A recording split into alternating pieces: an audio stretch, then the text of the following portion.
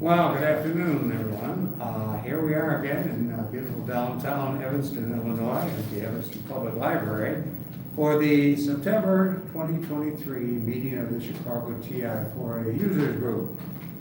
As usual, there are several of us here. We are a little unusual in this regard that we're all wearing masks today. Unfortunately, my wife has come down with COVID-19, and therefore, as a precaution, even though I'm not sick, I've asked everyone else to wear a mask so that we can make absolutely certain that we don't spread this noxious disease. At any rate, here we are today. Vic Stirrup, our president, is here with a big lineup of programs that he's going to demo. Our technical support guy, Jim Mazurek, is here. And I'm here as well, Hal Shanfield, fair chairman and general dog buddy.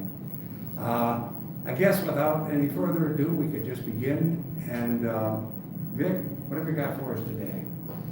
I got quite a lot of stuff actually. As you know, I've got a nano PEB, and I've got quite a few of the compact flashcards that I've loaded up with various libraries like the Barry Harmson Library, Chicago User Group, Lima, Tiger Cub, things like that. So if you give me a moment here to go through. Past shows we did the Plato software library, and that was pretty extensive where they had all the educational stuff in the Plato library. Another library we had was one that I've given away for years at the TI International Fair called Games on Disk. And this was a library of about 30 or 40 floppy disks I had gotten at a Chicago User Group fair some time ago.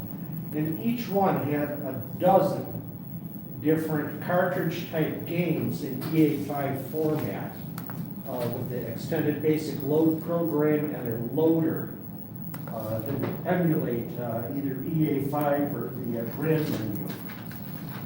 So bear with me a minute here. Let me get everything done here. We'll exit this program.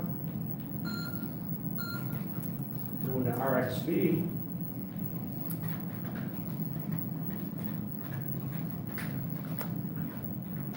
We're going to remove the virtual disk from the virtual floppy drive number 1.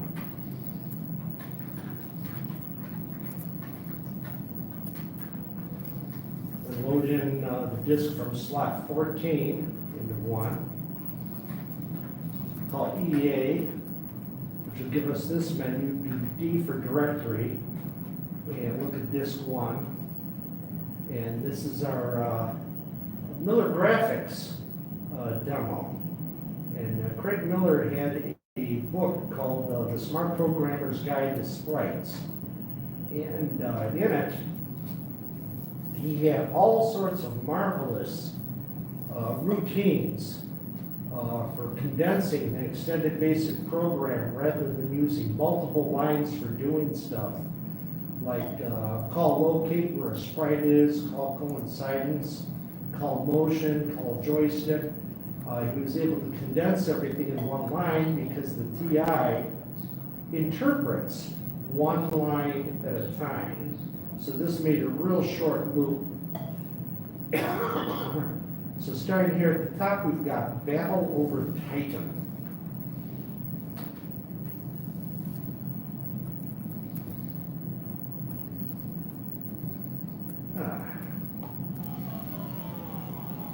Can you hear that all right?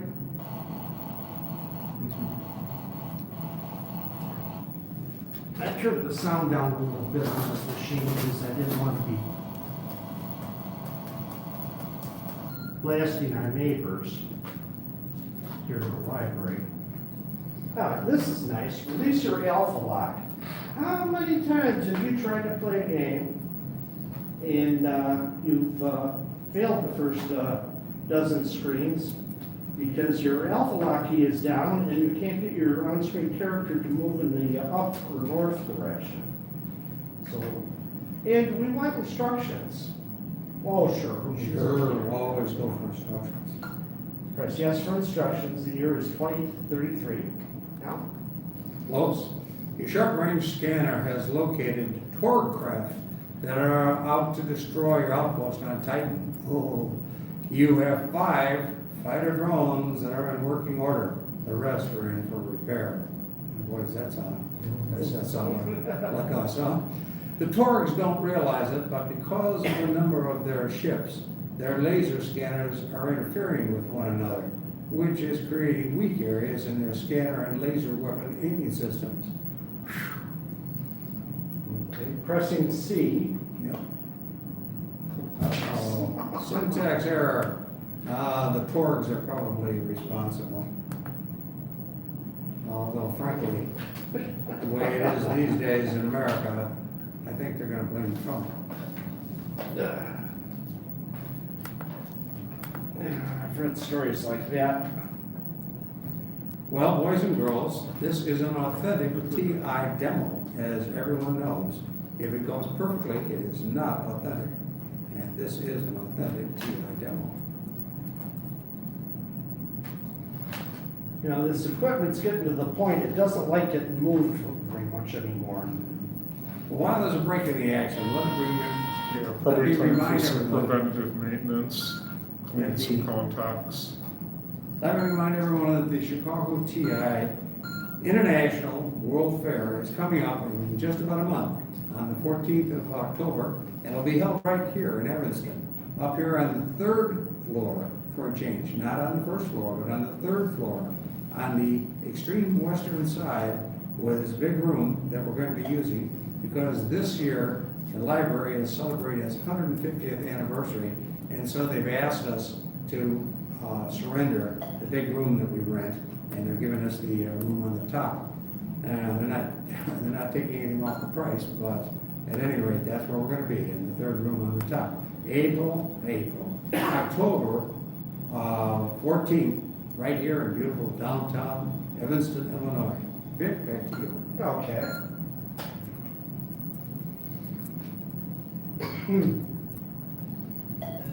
So, this past summer's been busy for me. Bought a real nice drop leaf table to replace our kitchen table. And Gene wanted me to refinish it. So I bought a new power belt sander. Because everything I found on the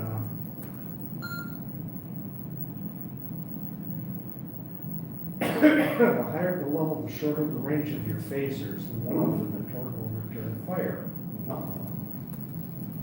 Zero is a good place to start. Now, Yeah, I think it is. I think it's a very good place. Let's start at 0. okay, I've got joystick number 1 here. Let's make it as easy as possible. Alpha lock up.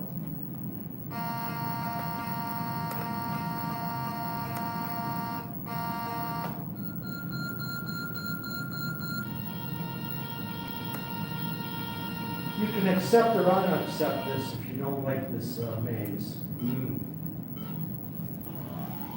Okay, here we go.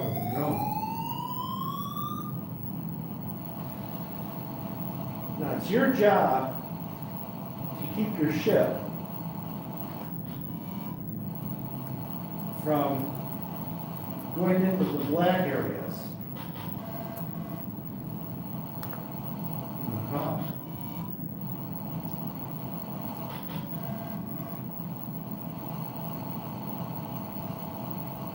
Now, your ship also seems to automatically, I was right next to him, no way to dodge that. Those darn torques. I'll show you what happens if you go into a area there. See, you can become visible. If you stay in the blue areas, they don't really know where you're at.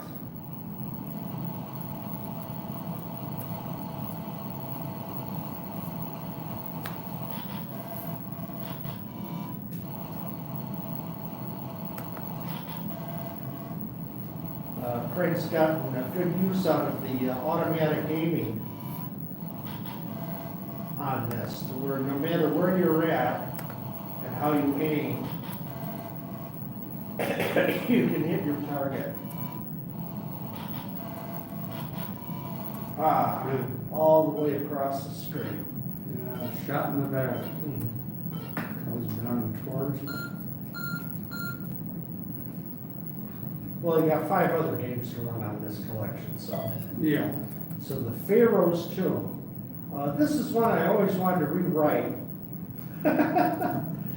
Not really to cheat, but to make it where I could actually possibly play it. Mm.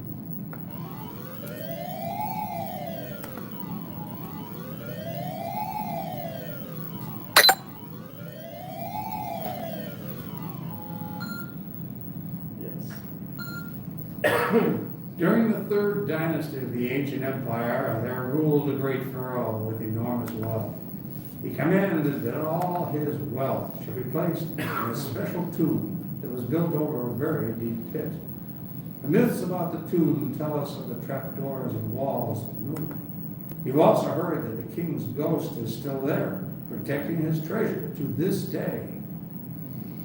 Pressing C.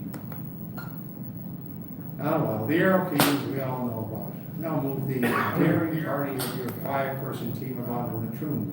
And when placed on a treasure, they'll pick it up.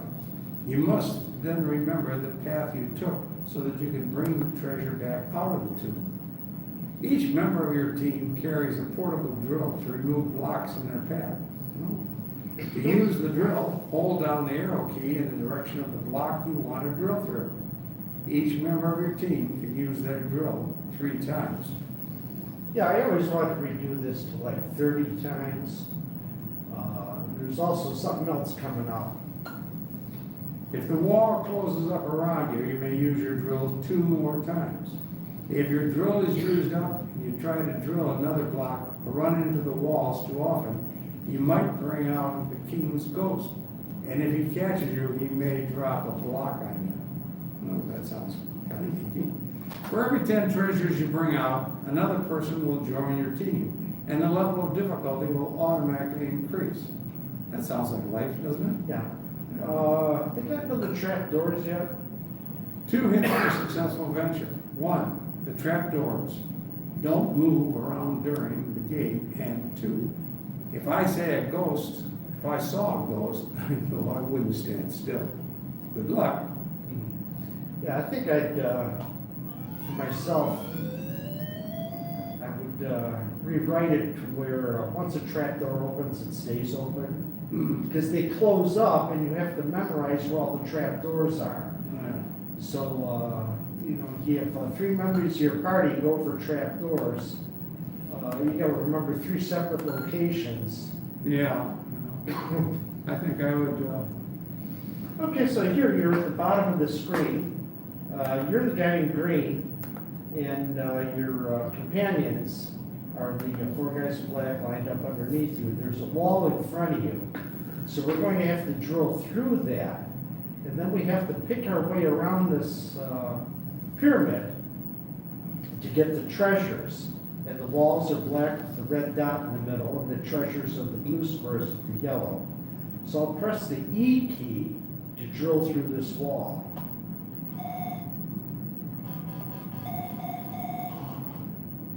Okay, I disintegrated that wall.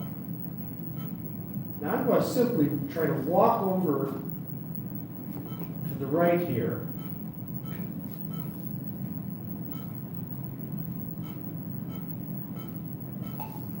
There, I got a treasure. Oh, you're only allowed to get 1 treasure at a time. So I have to remember where I walked, because everybody else, every other location can be loaded. So at the top it says level 1, treasures equal 1. Because if I walk somewhere else, there might be a trap door under one of these gray squares.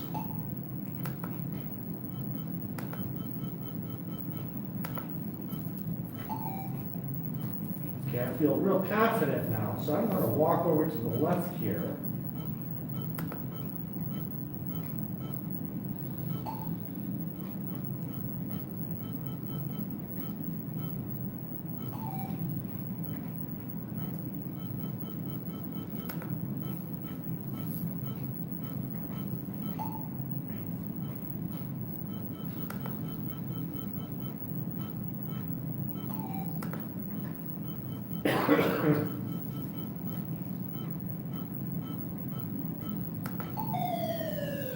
Oh, how do you like that? They put a trapdoor under the treasure. So you pick up the treasure and there it goes. So, but, Well, that's dirty cool. yeah.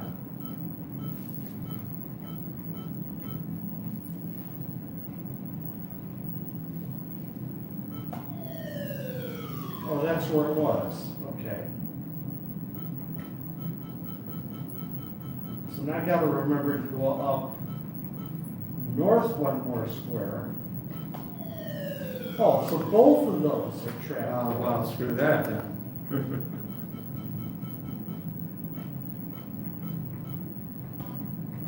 So I'll drill through this wall.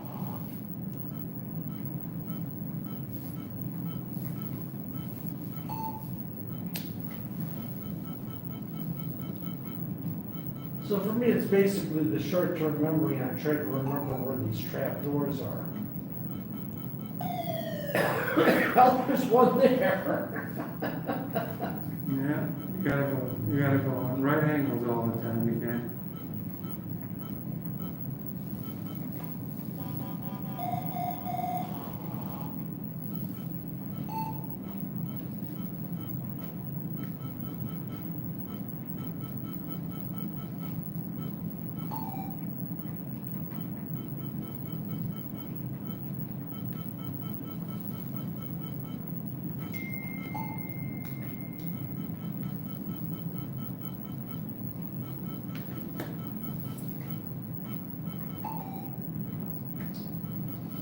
I mean, one of these days, I'd really like to get to the reward screen. We're going for the,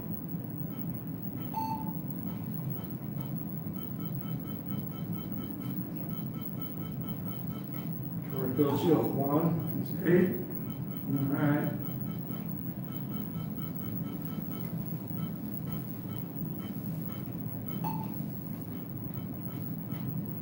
No, there's 2 trap doors in that area somewhere. Yeah. You got 9. This is where your sheet of graph paper would come in handy. Oh, bummer.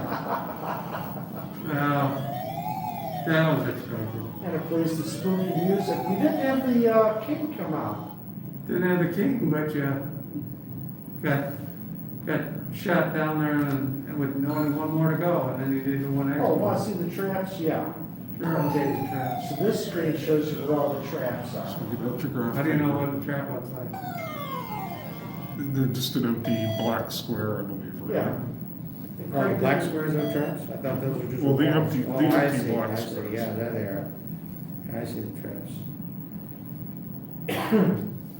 Do the traps change each time? Okay. Yeah, I think the whole screen's randomized. every Is it time. randomized or is it by level? Can you, I would have to take a photograph of the screen and see if the same, yeah, if Yeah. the same level gives you the same, it might be the same Layer. level of difficulty, but I believe it's randomized Okay. every time. Here's a game I actually know the rules of. Casino Blackjack has been designed to teach you when to stand, hit, split pairs, and double down. With help from many people, we have calculated the various odds of the dealer busting, standing, or hitting without going over 21. We've also calculated the same odds for the player. Then we applied those odds for a single 52-card deck to some basic rules that we will show you as you play. Yeah. Yeah. Prepare to lose whatever you brought in. I have a complaint with the Yes. TI version of blackjack, is that I believe it cheats. That if you hit, you'll bust.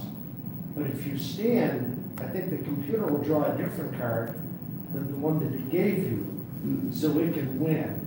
Because it never seems to work out with them. Go ahead. I digress. Well, the rule, the odds are always with the house, always. Yeah. So, I mean, casinos, you've never heard of a casino and, going wrong. and take into consideration, software-generated random numbers are never to be relied upon. They're never really random. you Well, know. Bruce Harrison prided himself on his random number generators. Yeah. And dealing a deck of cards. These articles were in Micropendia. He says, yeah, when you randomize, you deal a deck of cards, you have to subtract each card you've Dealt. taken out and dealt from what's left in the deck. He says, this is a little thing that some people forget. You know? It's like, hey, why does the opponent have 5 aces? Yeah, except of course that the Is house there can a be non shuffled option? at any time, or they'll use 2 decks, or they'll, Yeah. pitfalls will come along. Well, and they grab use another card. multiple decks to keep Yeah. people from counting cards easily. Yeah. Did you ever see that W.C. Fields movie where he's playing cards in the Old West? And he's cheating like hell, and he's winding up with like 5 or 6 aces in his hand, you know, because he keeps drawing extra cards and all sorts of stuff. Mm. And finally, the only guy in the game who's not cheating has the winning hand. And he puts it on the table and he pulls his pistol out. He says, now there's only 5 aces in a deck of cards, right? And everybody's going, yes, sir, yes, sir. And he looks at the Fields. And he says, "Hey, what did you have?" You know, because Fields kept betting and betting and betting. Yeah. He says, oh, just a pair of deuces. As he's burying his hand back in the deck Yeah. because he doesn't want to get caught with it. There it is. Okay, so the teach mode, The teach mode shows you the rule before you press a key.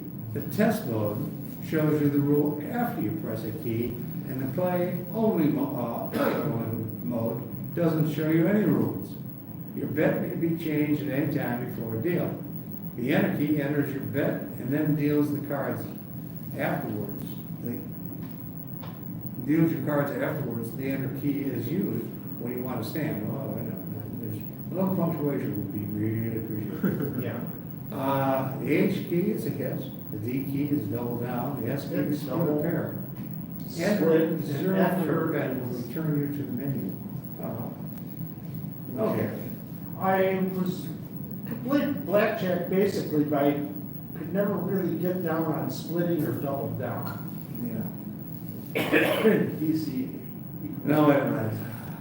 DC equals 8 minus A, means dealer's card equals 8, 9, 10, jack, queen, king, or ace. Well, what? That doesn't, whatever that means does not equal, you know, okay, that's. C/P means cards played. Oh, good luck, oh. Dealer's turns. Well, let's teach them plays. With one deck. Well, 1 minute plus.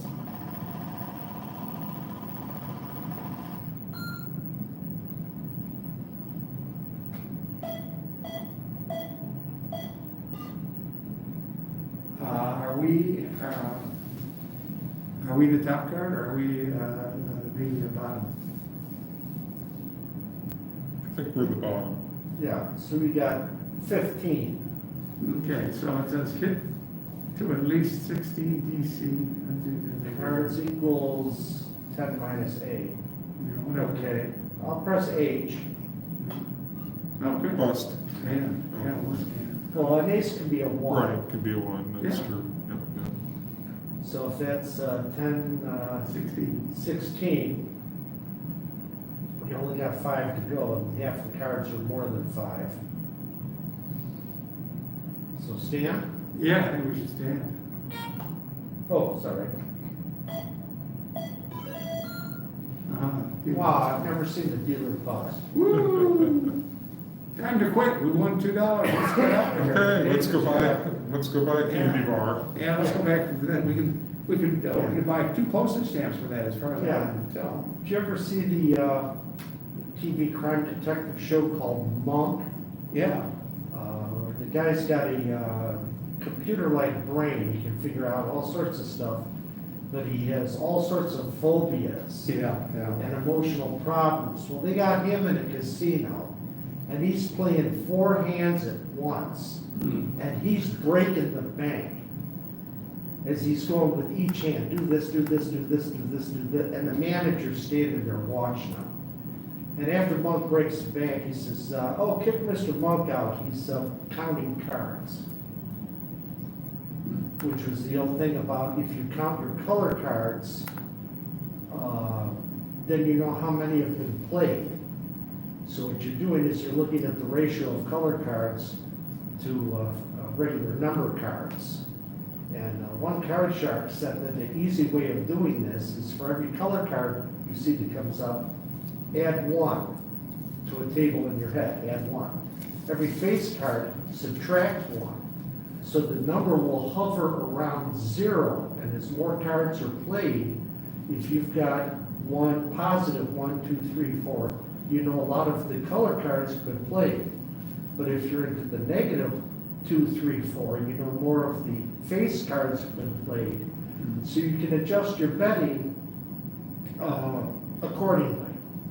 On, you know, if you're going to get a face card or if you're going to get a number card. And casinos are starting to say, oh, you can't change your betting like that. That's why you get gambling. Is figuring out your odds and, you know, do you want to bet more or do you want to bet less? Should we just have a donation box at the door? Exactly, yeah, just here, take my money and spare me. Take my money, give me some shrimp in a hotel room. I'll just mail you a check, you know, I don't even have to leave home. I mean, if they want to rob you, they know how to do Okay, it. James, lay his hand. Okay, let's see here. You're the bottom cards, you Yes, got this is- 12. The dealer will always hit until he gets at least 16. I don't know if the dealer knows what his face down card is or not. If he's allowed to look at that. Let's go for it, hit me. I'm sure we'll die. Yeah, done. I lost their $2. Your dealer was gonna win anyway, even if he stood. Okay, help. Okay, well, it's 14 and hit me. 21, I'm standing. What was stand again? Yes, I think Y for yes. We're up $2 We're back again. to $2. Can we bet $1 so we don't? Let's get that little piece of paper from the machine. Oh, no, wait, that's a slot. Yeah, casino. Yeah. I can't play that anymore because I'm so deeply into. I guess hit me, I thought we were on the tutorial here. Okay, James? hit me. Yeah. Can't win.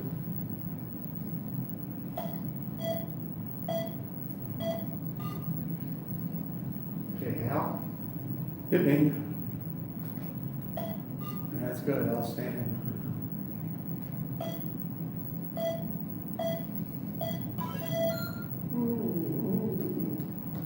So the dealer didn't bust, but he dealt 5 cards and Because he used that as a 1. So 7, 9, 19, 20. So you got 20. Yeah, so we got 21. Oh, okay. Yeah, I know they have other rules if the dealer deals 5 cards and, you know, Yeah, whatever. the dealer has to keep going. If you've got a 21, the dealer has to keep going. Mm-hmm. And, To try to tie it. yeah, if it's a push, then He's right, because at that point, their odds are even. What's splitting and what's double down? Because I never really understood those. Double down, I guess, means that you can double your bet. If you wanted to double down, you have a 21, you want to double down, I think you can then double your Well, I bet. thought also it changes some value of the cards or adds an extra card or something, I don't know. There's something, Try it and see what happens.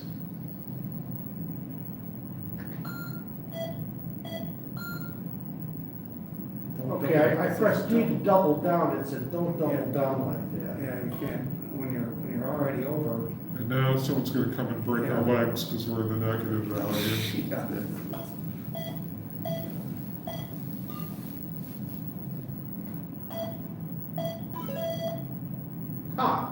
I stood on 14 and the dealer busted. So they gave us credit, now we're back to 0. Shuffling. Okay, well, so you got a basic game of blackjack here. Yeah. It's a good game. If nothing else, if it teaches you something about gambling. Yeah, and don't What do it should it. teach you is that you are going to lose in the long run. Yes, Uh, because they have more time and more the casinos Yeah. have more time and more money than you do, so statistically you're gonna lose. Better to play a game like this at home, in Yeah. the safety of your own house, with funny money, than to go into a casino and, unless you like losing money, because nobody ever really, or very, very, very few people ever really come away a winner from a casino, ever. Yeah, Especially in Chicago now. Yeah, They have especially, one yeah. anywhere. Well, just living in Chicago already automatically puts you behind the eight ball. No, but they just opened a temporary casino in the former Medina Temple. I think that is now officially open. I'm so glad that my father did not live to see that. That was, where he hung out. He was a big Masonic guy and never missed a meeting and wore his fez and all the rest of that. Knew all the passwords in the handshake and all this good stuff. And he would be mortified to see what they'd done to the temple. yeah. I remember the Water Buffalo Club in Flintstones with the secret handshake. Little leagues with their pups or something. It's I could show you the handshake. No. 15 men on the dead man's chest and a whole wet bottle of rum. Your 5-man diving team has found the lost treasure of Blackbeard the pirate. Unfortunately, it's at the bottom of a shark-infested sea and is protected by 2 giant octopuses. I believe that should be octopi. Warning, the sharks haven't been fed since the last time someone played this game, and they love to eat divers. The #1 joystick or the arrow keys, the SDA and all that stuff will move your diver off the boat and about the water. If your diver is moving down and you press the left or right arrow key, he will decrease his down motion and increase his sideways motion. Try it. Okay, so this illustrates a technique that Craig had on cumulative motion, to where your character appears to have inertia. So when you tell him to start moving, he doesn't instantly move at a certain speed, he accelerates. So I'm going to press the left arrow key. And that's as fast as Right it off the goes. screen now. And now if I press the right arrow key, and the same thing but down. So you get a little acceleration effect. Yeah.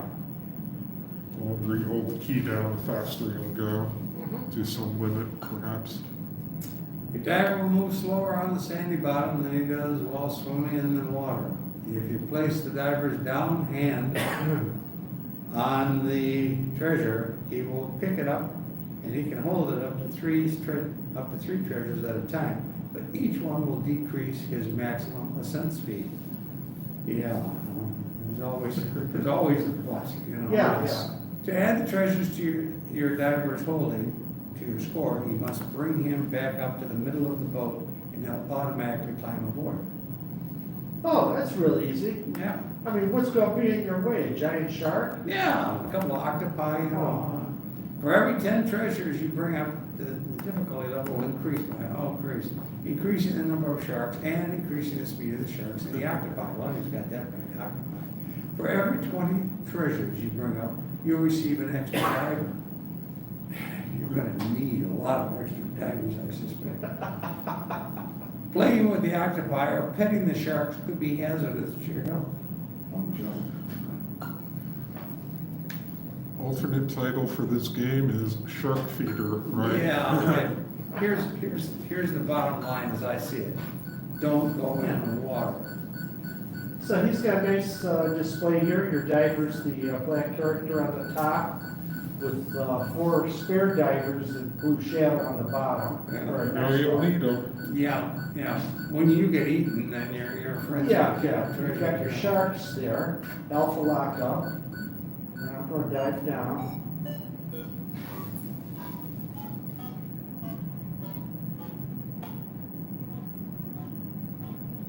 Now you have to get back up to the boat.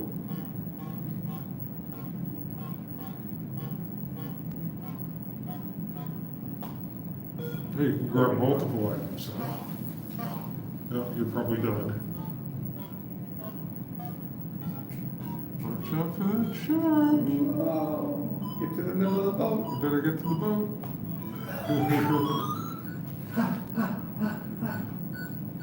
Hey, I grew up on Seahawk. Who else here did? Yeah, me A too. little bit. Lloyd Bridges, I always wanted to be a frogman too, Yeah. until I found out what the training was like. First thing you gotta do is be able to swim 6 miles, Yeah. with no fins. I couldn't swim 6 feet with no fins. I had a book and it told us that you had to hold your breath for 3 minutes. So I tried at least 20 times, sitting still, Yeah. without the COPD or any other thing, without ever having smoked. Still couldn't do it. And for doing it while you're swimming, I just thought that was impossible.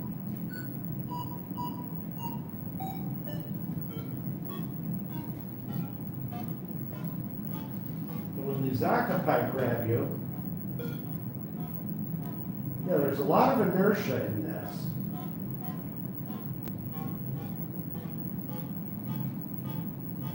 Once you start moving, you tend to keep moving.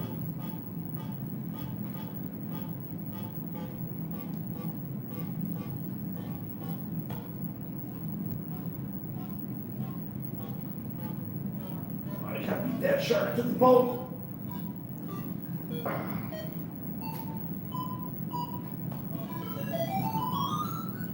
Eight treasures, all right. And now your reward for getting another 2 treasures will be, death. Yeah. An embracing hug. Well, these octopi move rather quick when you Get away from the shark. I get away from the octopus, I mean.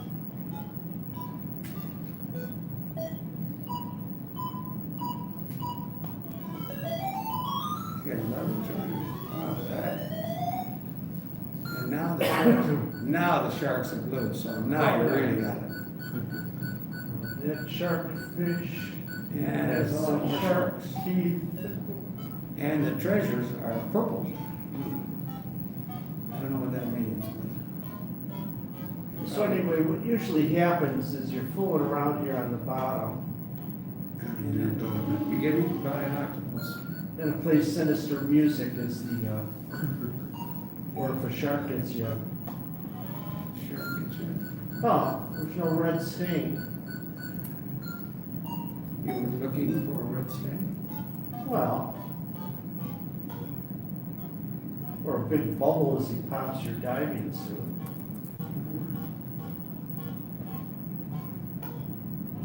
Usually bubbles in a diving suit are not a good idea. Usually means you had something for lunch that you should Yeah. swallow. Not a good idea.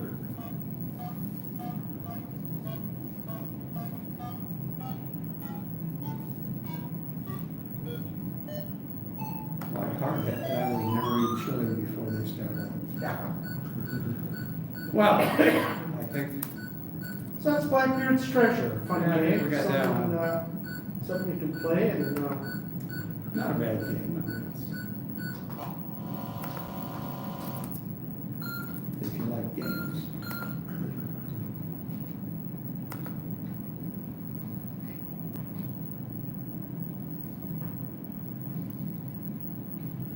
but, I can, definitely recommend, Miller's Graphics, game collection here. Pause these games, look at them, explore the, programming techniques.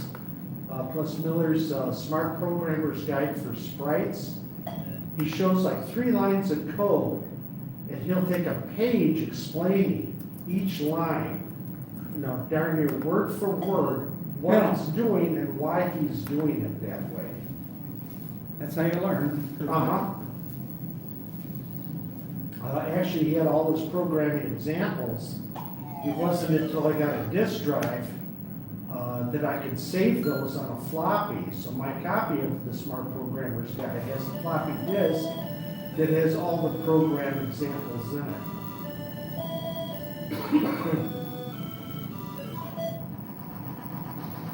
Okay, so this guy's been around a bit. They had one called Super Cracker. This is Super Cracker.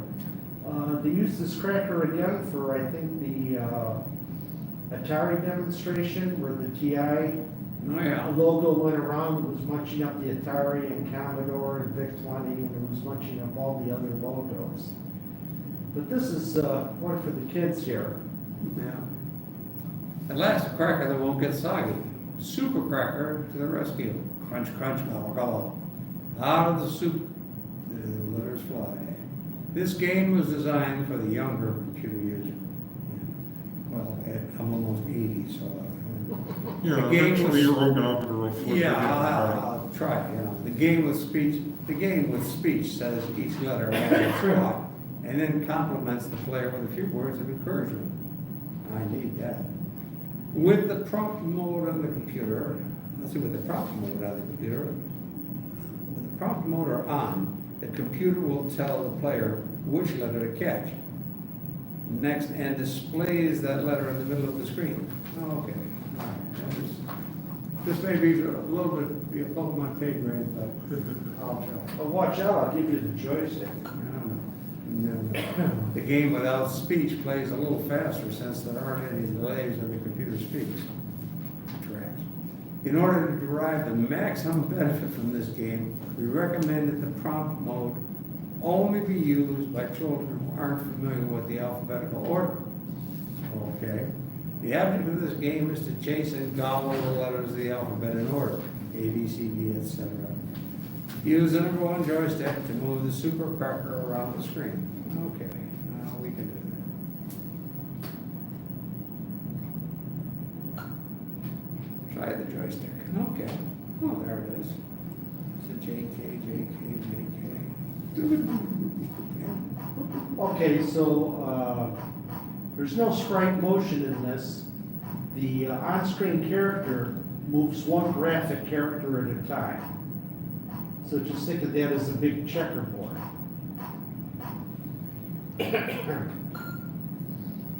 There's a timer. Is timer have to, is this a Timer? Timer running when you're able to move your cracker. At the bottom of the game, total time will be displayed at the bottom of the screen, at the end of the game.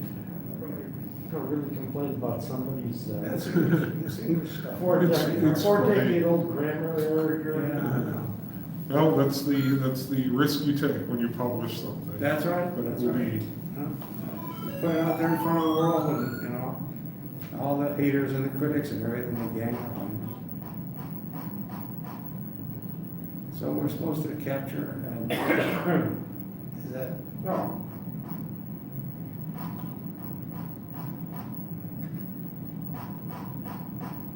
there's an A.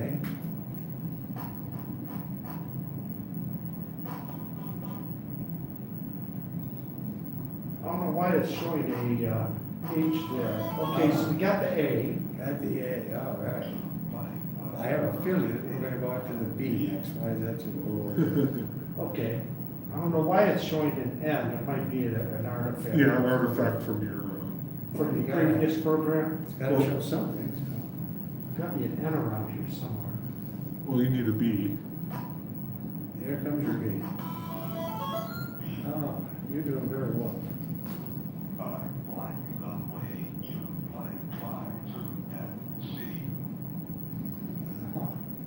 What did it say? Succeed. C.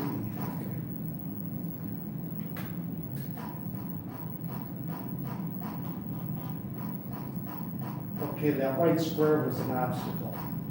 Can't move through the white squares.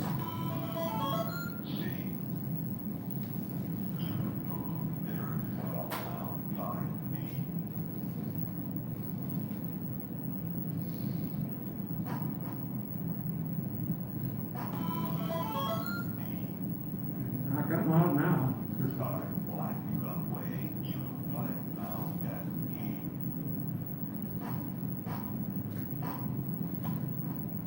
Oh, flew right through it.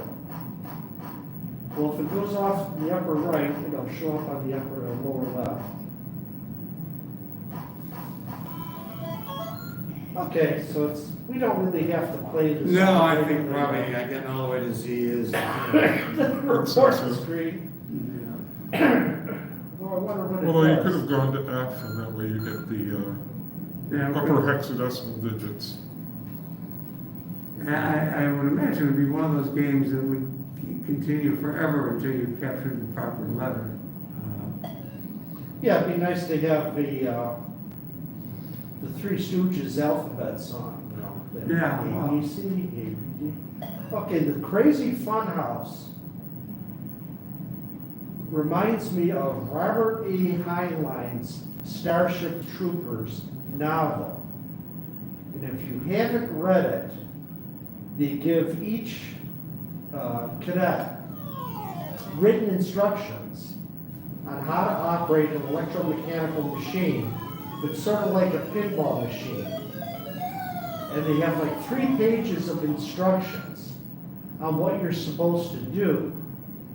And the guy who's the lead character in Starship Troopers goes to the commander, he says, you can't win this game. He read all the way through it, and the instructions, he believed, contradicted themselves. And the commander just went, no questions, just, you know, Do it. play it. It's like, well, what is it, a test of character where you're going to obey some of the rules and not some of the others? Or just, you know, what was it? And I think in the story, he said he did the best he could, and he doesn't know what his score was. So, you know, could have been a test to see which, Right, if he's going to follow orders without question. it's like you only go follow the beginning orders and not the ones that contradict those later on, or what? Heinlein never really went back on that. But anyway, so here's the Crazy Fun House. Let's see if you at home can figure out these instructions. Al? The object of the game is to clear each maze of all the dots and trip squares for each score, and for high score. Each dot and trip square is worth 10 points. Wonder why 10 points? I mean, it could be 1 point. But then Americans like high scoring games. We don't like this soccer stuff where you 1 to nothing. Yeah. Okay, depending on the number of dots you pick up prior to stepping in a trip square, one of the following items will happen. The maze will turn invisible, or 1 ghost will come out and chase you, or 7 ghosts will come out and flood through the maze. Okay, well, that's, you know, sort of random, but what the hell? If you step on a trip square while the maze is invisible, 1 of 3 things will happen. The maze may become visible, 1 ghost may come out, 7 ghosts may come out. Okay, you see where I'm coming from? The Starship Troopers Yeah, this is, pinball machine that he was supposed to play for. yeah. Okay, 1 ghost out. If you step on a trip square while 1 ghost is out, the maze is visible and the fun house may turn red and you can chase the ghost for bonus points or the maze may become invisible. The bonus points are equal to 100 times the level, whatever level. Okay. Level 1, Oh, I see, okay. Level 0. All right, so it's obviously more than 1 level, okay. 1 goes, if you step on a trip square while 1 ghost is out, the maze is invisible, then the light goes off, or the maze may become visible. Right, you make the rules of operation so Yeah. confusing you could never win. Hey, did you ever try playing games with, when you were a kid with other children and then you accuse them of changing the rules? Of course. Yeah.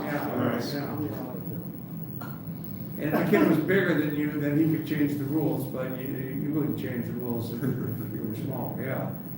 While 7 ghosts are out, the maze is invisible, and 1 of 3 things will happen. The lights may flash on and off, 7 ghosts may disappear, or a blue square will light up in the middle of the fun house. And what are the results of that? 7 goes up. While the blue square is lit, you may stand on it and press the fire button on the number 1 joystick to knock off the ghost 1 at a time to collect bonus points, which are equal to 10 times the level. Okay, and when you get all done, what do you do with these bonus points? Timers. There are 3 timers in this game which determine the amount of time the fun house will stay red. How long the ghost will stay out, or how long the blue square will stay lit. As the level gets higher, you'll have to less time to collect bonus points. Naturally. It's going to get harder and harder. Yeah, I think I'm going to contact Owen Brandt and see if he can do YouTube test run of this game. Yeah. As the levels increase, the timer will run shorter. The ghosts will move faster and the bonus points will increase. For every 10,000 points, you receive an extra man. Welcome to the crazy funhouse. Oh, I'm so excited. What more? If you hold down any key while our logo is coming down So this the is screen, the it'll read- jump over the title screen to the instruction prompt. If you press M and then press G at this prompt, you'll access the test mode.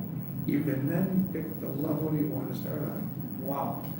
Yeah, this is more the reading, the directions, and learning Exactly. the rules game. Actually, the game is to get through the directions. Yes. You know. Okay, so I think our on-screen character is the lowercase d in the middle of the screen. I'm going to try moving the joystick left. I thought that was actually the wheelchair. Okay, so the square might be one of those trip squares he's talking about, Yeah. and it can do one of several different things. Yeah, right. Oh, there's Ghost. Okay, so Now the maze is invisible.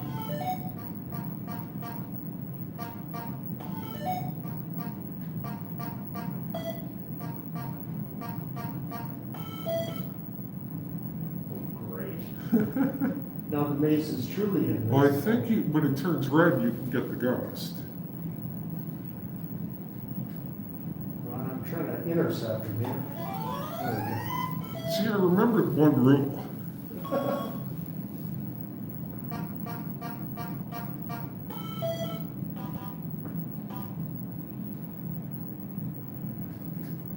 Okay, there is no maze. So you just gotta try to intercept him now.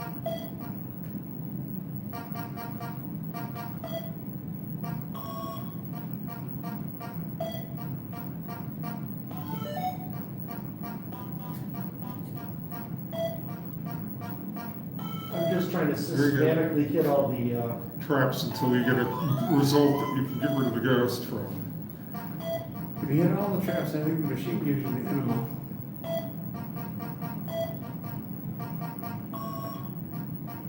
At least you're not getting multiple ghosts. You're dodging the ghost, I guess, but then you wanna kill the ghost by jumping on him? Well, well, they yes, said that blue square in the middle, you just stand on the blue square when it shows up and press the fire button repeatedly. Yeah. When it's red, you have to attack the ghost.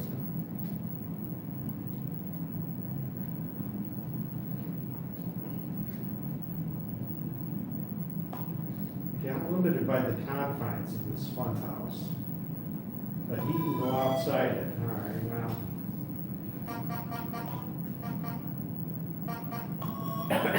Oh, wait, no, he's faster.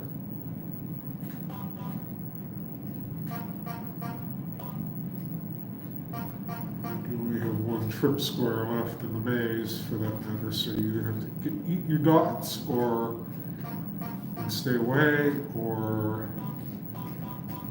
Uh-oh.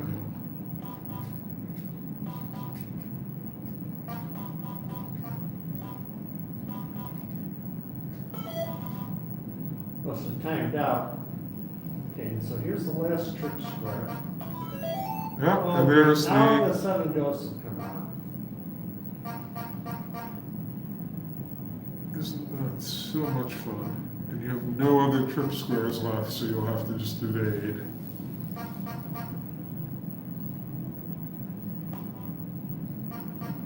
Ah,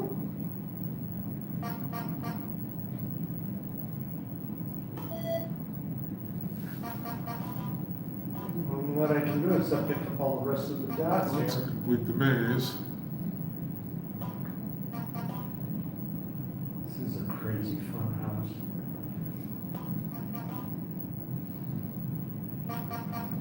Actually, very, very well. It's a carnival, they had a fun house there. Boy, it was a real fun house. There's carnivals, they take this stuff apart and set it up again in different towns. Yep. And this one had one jagged nail sticking out the side That's of the fun. set. hey, you completed a level. So your reward is getting more of the same? Yes, Yeah. more punishment for your success. There's the blue square, stand on the damn blue square. And press everything, kills all the ghosts. It's a I little was gutsy holding the before fire you button do and the ghost drove over me. Well, isn't that great? Isn't that? There's a little extra something that you didn't expect.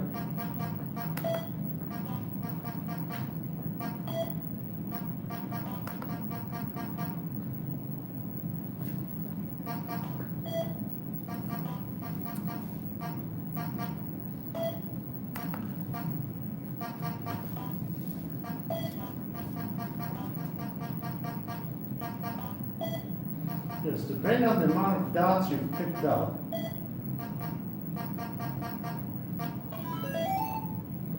Uh-oh. Now, these are the lethal ghosts? This is- Yeah.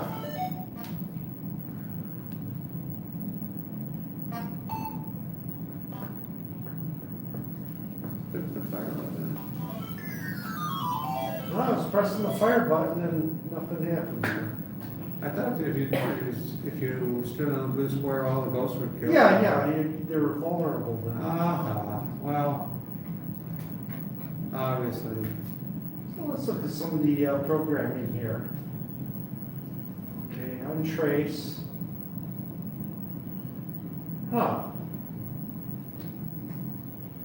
Well, that reminds me of something we've got to run again sometime. As you know, trace command prints on the screen the line that the program is running at that point. Unfortunately, it scrolls up the screen every line that it's actually running. But it lets you see if you're having a problem in the program, you type in trace, you type in run, and then you go, okay, it ran this line, this line, this line, this line, and you can see if it's branching Yeah. to something you don't want it to. Well, somebody didn't like it where it kept scrolling the screen up, because you might have graphics on the screen or some other text. So he had a program that you would load it, and then you would load in the program you want to trace, and it would rewrite that program, your original program, to put the trace number in the lower right corner. So as the program's running, instead of the whole screen scrolling, you just saw the trace number in the lower right corner. And it was real neat. It took a long time to run, and I don't remember what it was called. But nice utility. I'll have to try to find that again. So what? Untrace call clear, go to 5:30. Wait, where's, oh.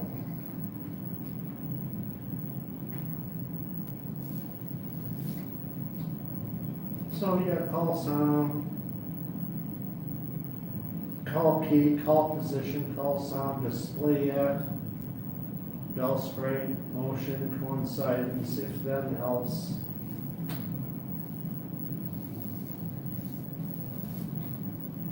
Okay, 370 looks like fun. If J2, then 340, else if J3, then if D and 1, then 420, else 400, else C, comma, T equals 96. There you have it. You know. Yes. Again, look at your smart programming guide for sprites and to figure that one out. Yeah. Boys and girls, if at home, if you're a little confused by some of these things, join the club.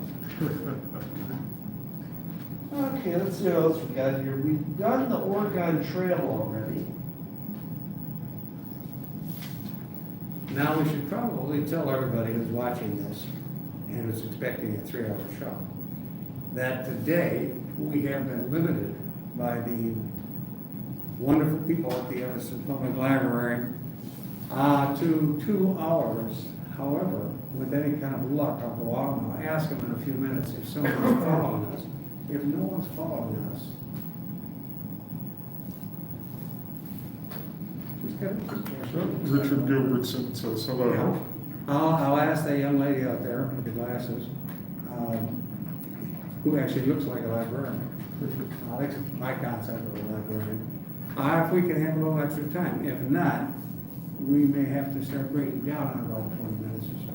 But, doesn't look like it's terribly busy. Today is a football game at Northwestern University, also located here in beautiful downtown, well, not downtown Evanston, but in Evanston. Outside the downtown. And hopefully, there aren't too many people who desire to be in this room right at 3 o'clock. So we'll see what we see. Yeah, so Richard Gilbertson says hello. No, Gee, I seem to remember this game.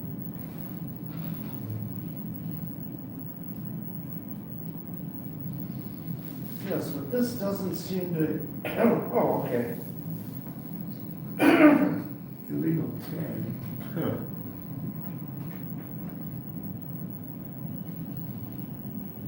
Oh, okay. DF80. This didn't uncompress correctly, or I don't know what's going on with it. Huh. But, What's a DF28? That's,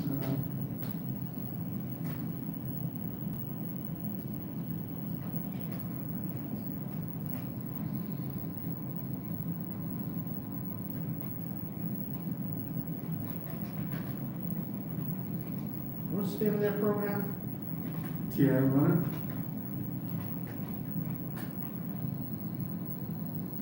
Okay. Error code 7. TI runner. Yeah. Okay. Oh, maybe that's a load and run.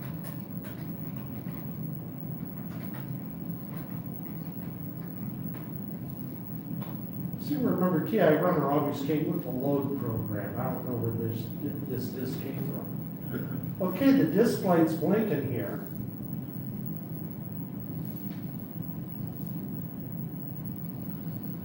If not, I have it as the, oh, There we go. Yeah. yeah. So this is an excellent version of what used to be a load runner on the PC. And the claim to fame on TI runner here is you have, well, the gameplay here is you can drop explosives and break bricks behind you. And you're the white guy, and the other guys are pursuing you. And you can break a brick behind you, it eventually closes up. And when you've picked up all the tokens,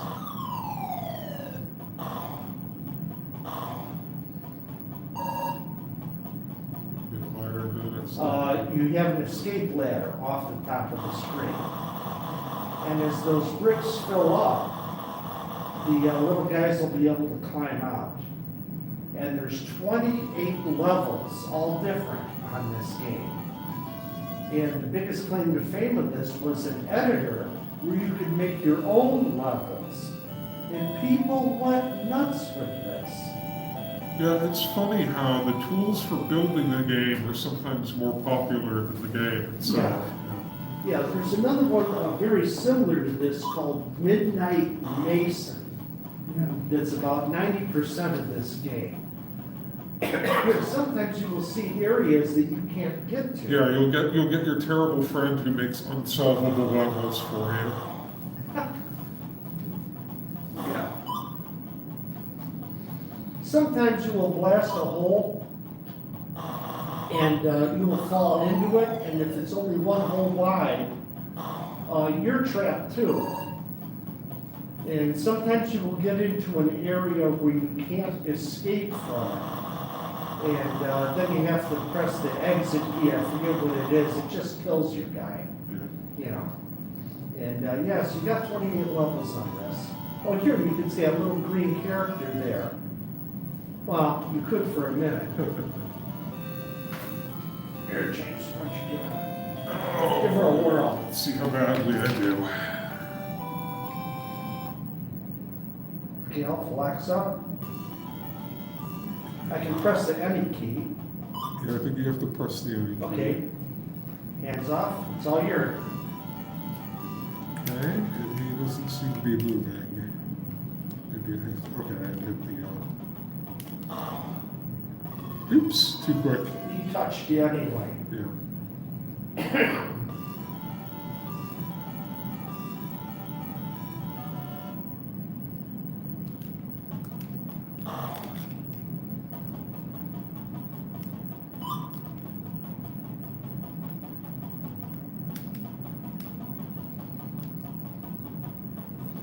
Now, these guys can be carrying tokens, and you can't see that.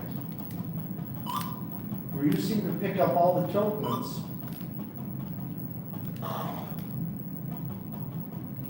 Oops, Yeah. And oh, this, that one dense area, just to the right in the middle of the yeah, I just screen, saw him pick up a token. is an unbreakable brick.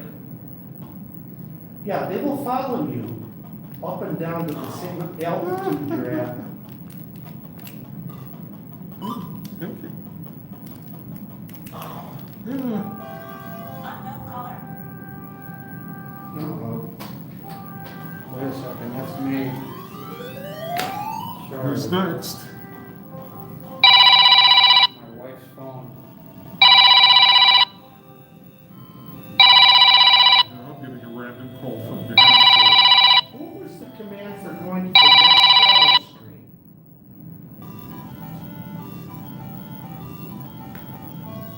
Here, would you like to play around? That was Nikki Haley. She'd like us to join her for our next debate. Uh-huh. One with 3 million of our new best friends.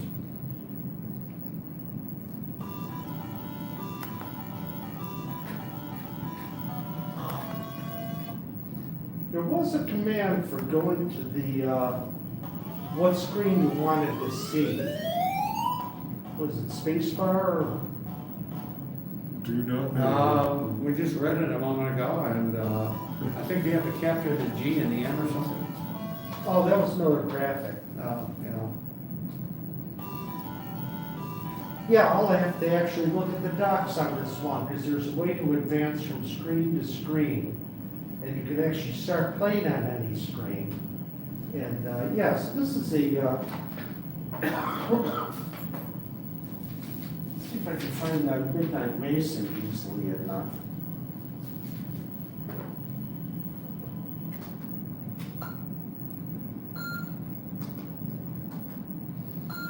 Reset the final draw.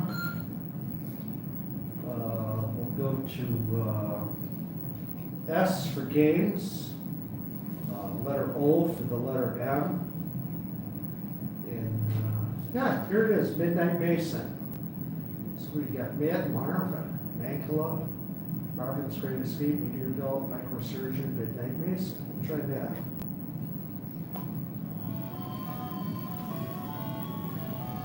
More books. It's not quite October yet. Okay, so in this, you're a mason who's left his tools laying around a construction site that's haunted.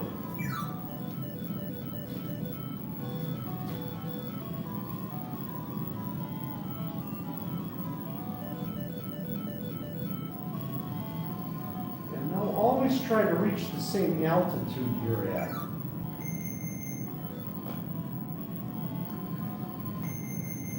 That's cool. Yeah, I like the graphics of that.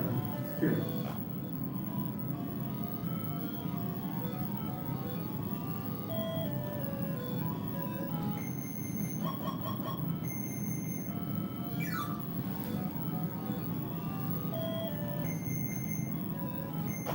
Ah, got it.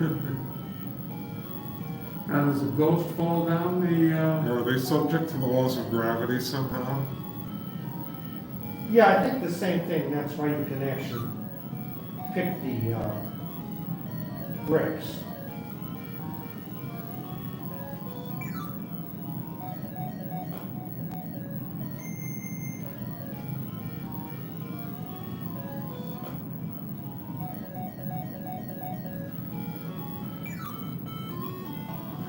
There's a little Okay, so once you get the last token, the last tool, that's the end of it. You don't get Another level.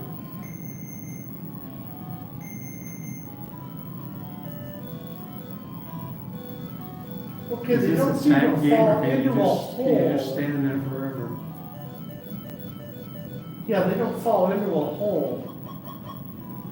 But they can't cross that area.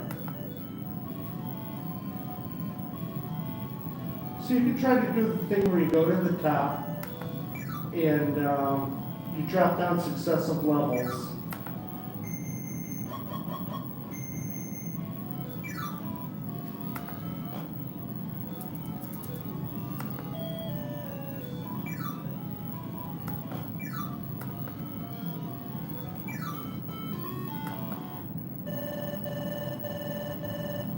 You're very good at this. Yeah, so level, well, this is a lot easier to play than, and you can't get off a ladder unless you're at a floor.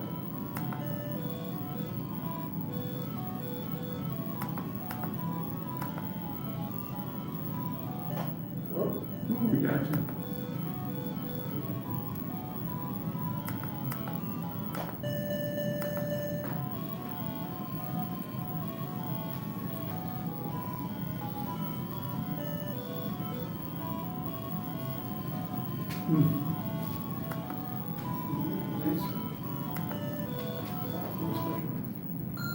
There used to be so many people writing professionally for TI, and then I stopped, and some of it, of course, we did ourselves. We pirated so much of the software that we couldn't make any money anymore after a while. Everybody got so good at being able to break protection. Yeah, I mean, that's probably a testament to that.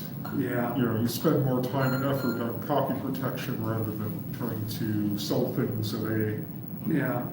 fair Well, price. Yeah, and well, that was the other thing, of course, that sometimes. Software was quite expensive back then. Yeah, and TI was responsible for a lot of that. I can remember 169 or something for a TI writer, which I Yeah. thought was outrageous, 40 years ago. Yeah.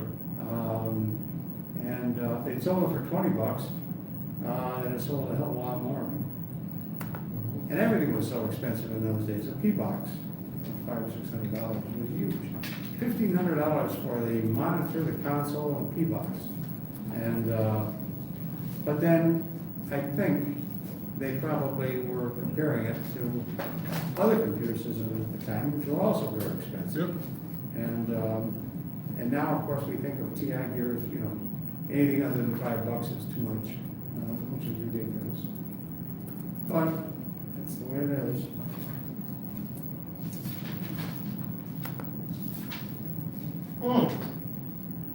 Yeah, somehow I changed the, I'm gonna shut this down here. Okay, in the next 5 minutes or so, I'll go out and find out if we have someone following us. I'm gonna take out, that was compact flash number 4. Out of a dozen of them I've got with stuff on it. And this one I'm putting in, it's called VMods for Victor's Modules.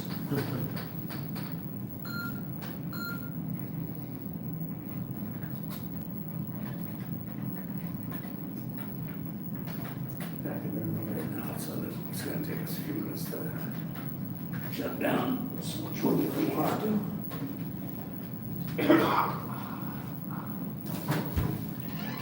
That's not very stable. Pick one out. What am I picking Those are here? modules on disk, so which disk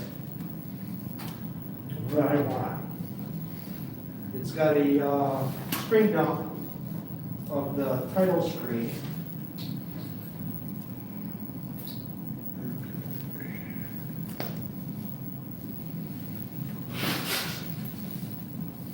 Blue is an EA5 runnable program, yellow is extended basic, Uh-huh.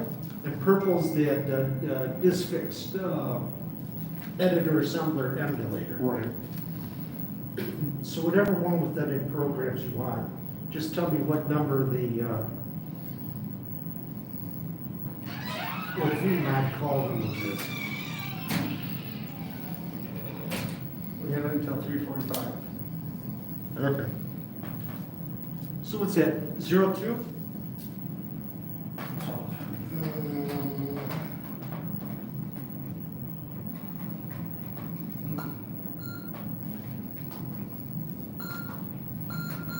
Let's load in RXB. There we go.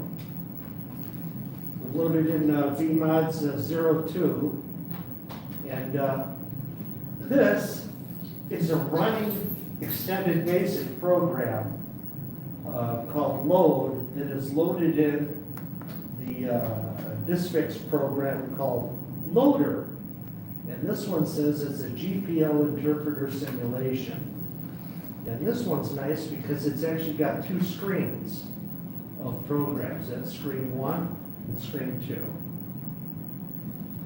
So as you can see, these are all your Texas Instruments related stuff. James, you're going to have a different display there on the printout because at the time I did that with a TIM, a TI image maker, 80 column device by OPA. Sure. And that's why the state of Texas thing is a palm tree Okay. with the OPA logo rather than the state of I Texas. see that. Yeah, so we can just press I one wonder here. if Gary is still in jail. He was convicted, was he not? Yeah, but that was so minor, it was so long ago, gosh. Well, it wasn't all that long ago. He was convicted of massive fraud or something, wasn't it? Money laundering or some. Yeah, but it was a paper crime, not a violent Right, crime. and the Yeah. idea would be is that they would Yeah. probably let him out with some restitution. This screen, this is an artifact when you run GPL interpreter simulations with a F-18. It gets tangled up on the display map for what you want, but I happen to know that I want like, number 4 is, I think, what we want. Oh. Number 4, syntax error.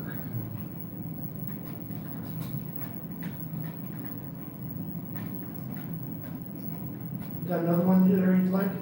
Uh, At the top of the page, it should say what it is, like V.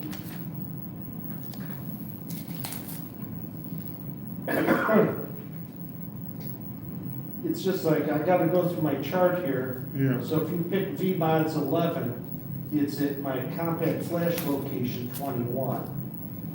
Because the first 10 compact flash locations are my utility. looks like there is a Scrabble program on VMOD's 5. Okay, so VMOD's 5 is at location 15.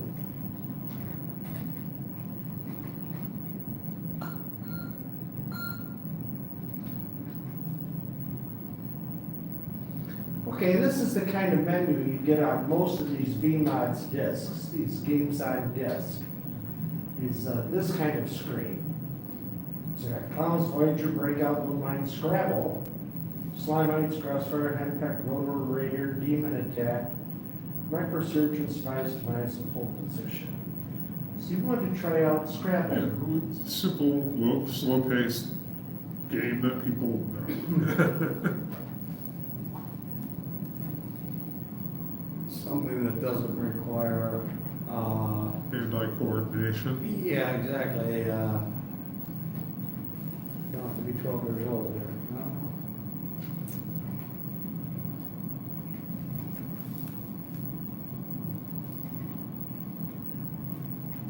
Oh, hell's gonna lose again. I don't know, you're a writer, you should be pretty good with words, right? Well, yeah, except you gotta, we do a crossword puzzle, my wife and I do a crossword puzzle several times a day now. After breakfast, after lunch, after dinner, sometimes before bed. And We, Well, so this is automated. okay. I picked Al and Jim for Texas players out of ignorance. I didn't know what it meant. What it meant is the computer's playing. Oh, Oh, they're automated, so now we are robotic. That's a little rough. Yeah, it takes the pressure off of us. yeah, I don't know. So robotic Al and robotic Yeah, Jim. now the computer's doing pretty well, I guess. Word or function? Oh, I see several words there.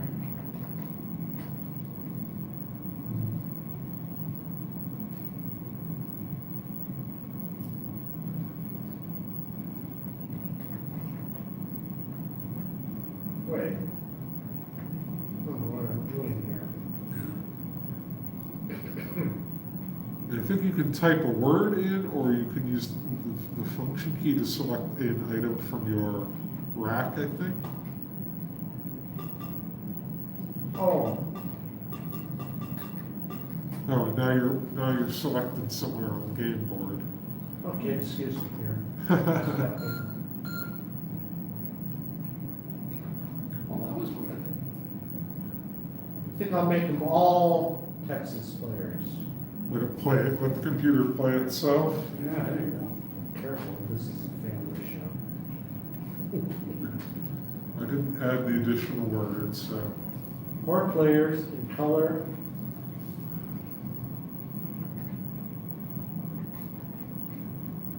Make him a Texas player, which is level 1. Texas player, level 1.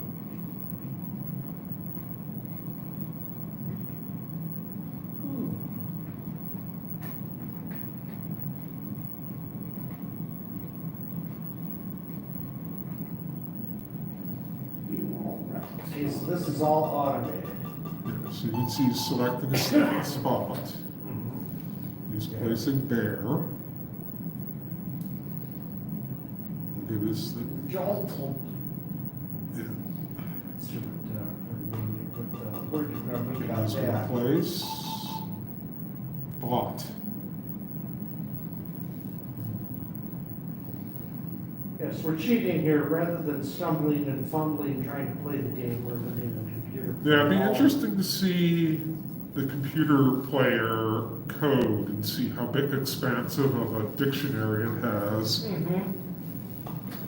or if it's, following some sort of rules-based. Well, you would have to unassemble it, because this is an E85 Ah. program. Well, I mean, you could probably look at a hex editor and see. Yeah, if you're adept in doing that. Hex editor that gives you ASCII values for things, you might be able to see the dictionary portion of the code. Yeah. Who's Fred? Hmm? Who's Fred? My late dog. Oh. I had to come up with a fourth name. I was gonna say, that's, Winged it. well, these are all, computer, yeah, right? Okay. Yeah.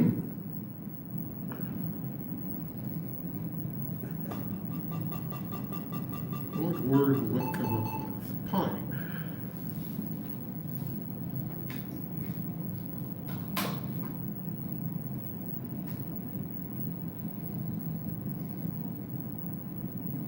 So Hal, is there anything else you want to reiterate about the upcoming fair? And parking and hotels and where it's held and what road? Who to email if they wish to present, if they need table space, if they need. Yeah, Any come on, of those folks, sort we of need things. people to do presentations. I already showed my Raspberry Pi TI emulator last year. And I haven't learned how to access disk drives using TI Sim in the past year. And nobody stepped forward to show me how it's done either, so it's.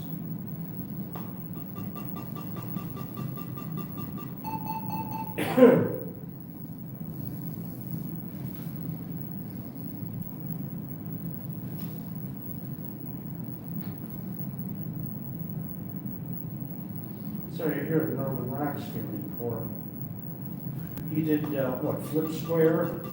He did the lawnmower game, where he had the lawnmower that would keep moving until it hit an obstacle or the end of the screen.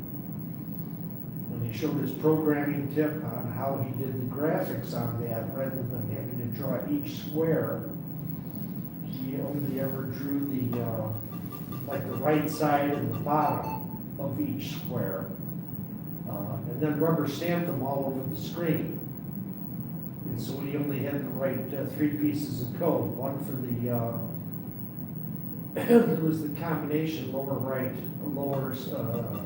edge and right edge, and one was the upper edge, and one was the left edge. And so, he had, 3 pieces of code rather than having to have 64 of them.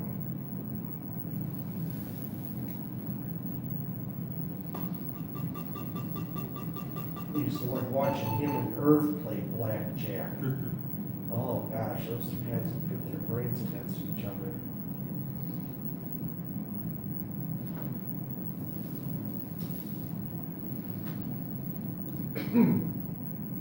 I like the way it tells you how many tiles you got left. Yeah, that's. 8, 5, few, there's.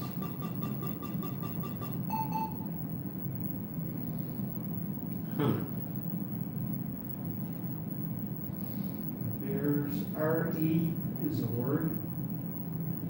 Under the word in the center, bears, you have, Well, it started as blunt, and I guess bears plural, or is it to bear? Yeah. Yeah. well, that's always Or I a, shouldn't say plural. thing is to, get a big, word. And Stick then it if as. you have an S, and nobody else picks up on it, pluralize it. Yeah, in this case, it's more turning it into an action word rather than, Okay, so what was the color coding? The dark red was triple score, orange was double score, blue was what? Double for the whatever letter was on that space. so we have aim and if,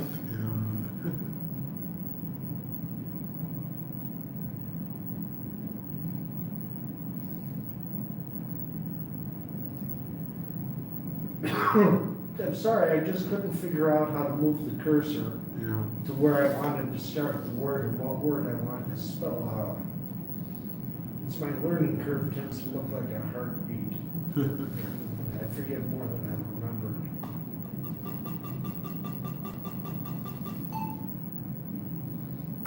Okay, so you got it across and in and down.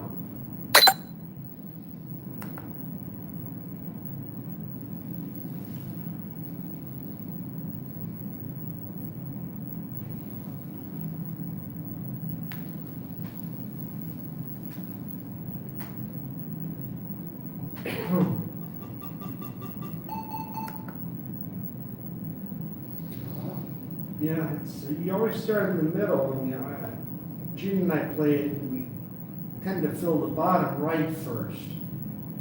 And then like the bottom left and then the upper right. You get into that upper left, it's tough.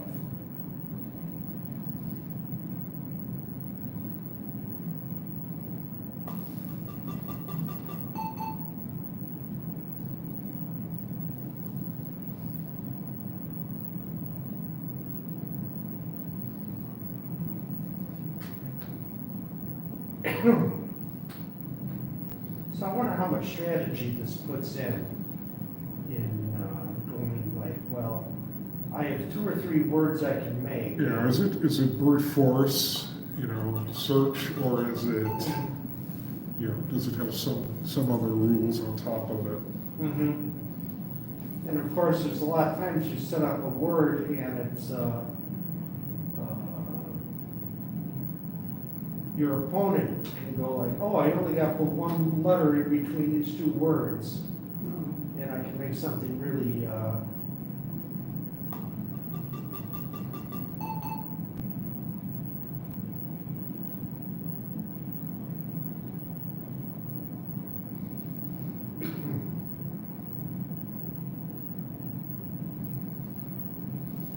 my Scrabble set at home, I had never liked the spread on the letters, where some letters are really restricted. And I always want to buy some extra letters.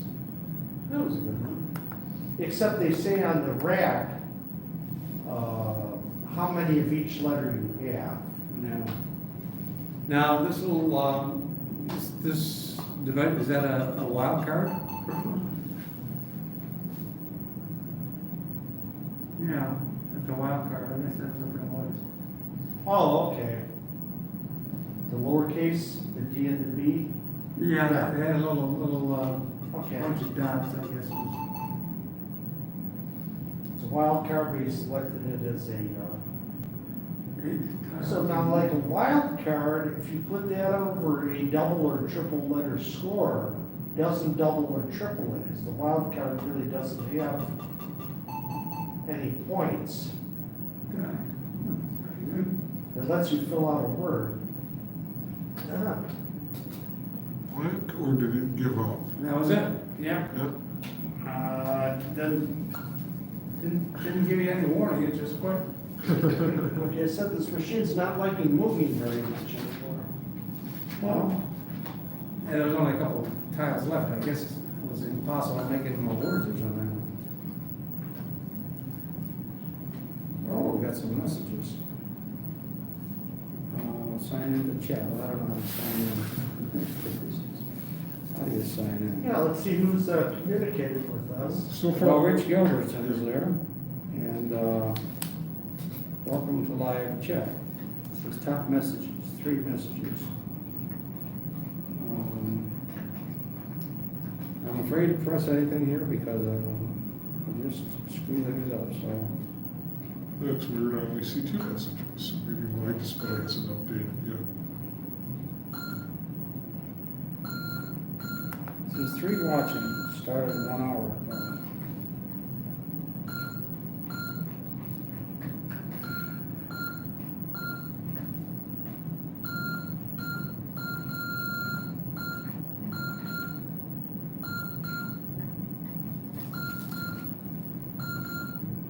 This is a fun breakout game, because boy, you get any kind of horizontal motion in this ball and it goes nuts. A little easy, designed to be a little easier to keep in play, huh? Well, usually these paddles, this is what can be difficult playing this kind of game on a TI, is how fast you move the paddle Yeah. in the program.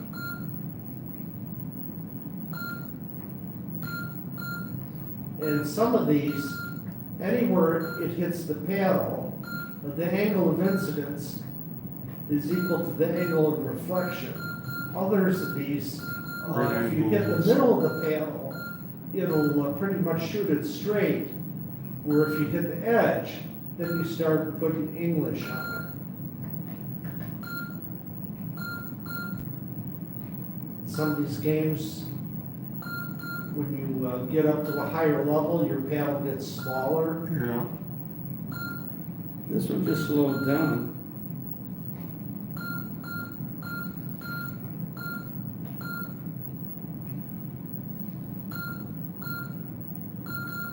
I think when it hits on the edge of the paddle,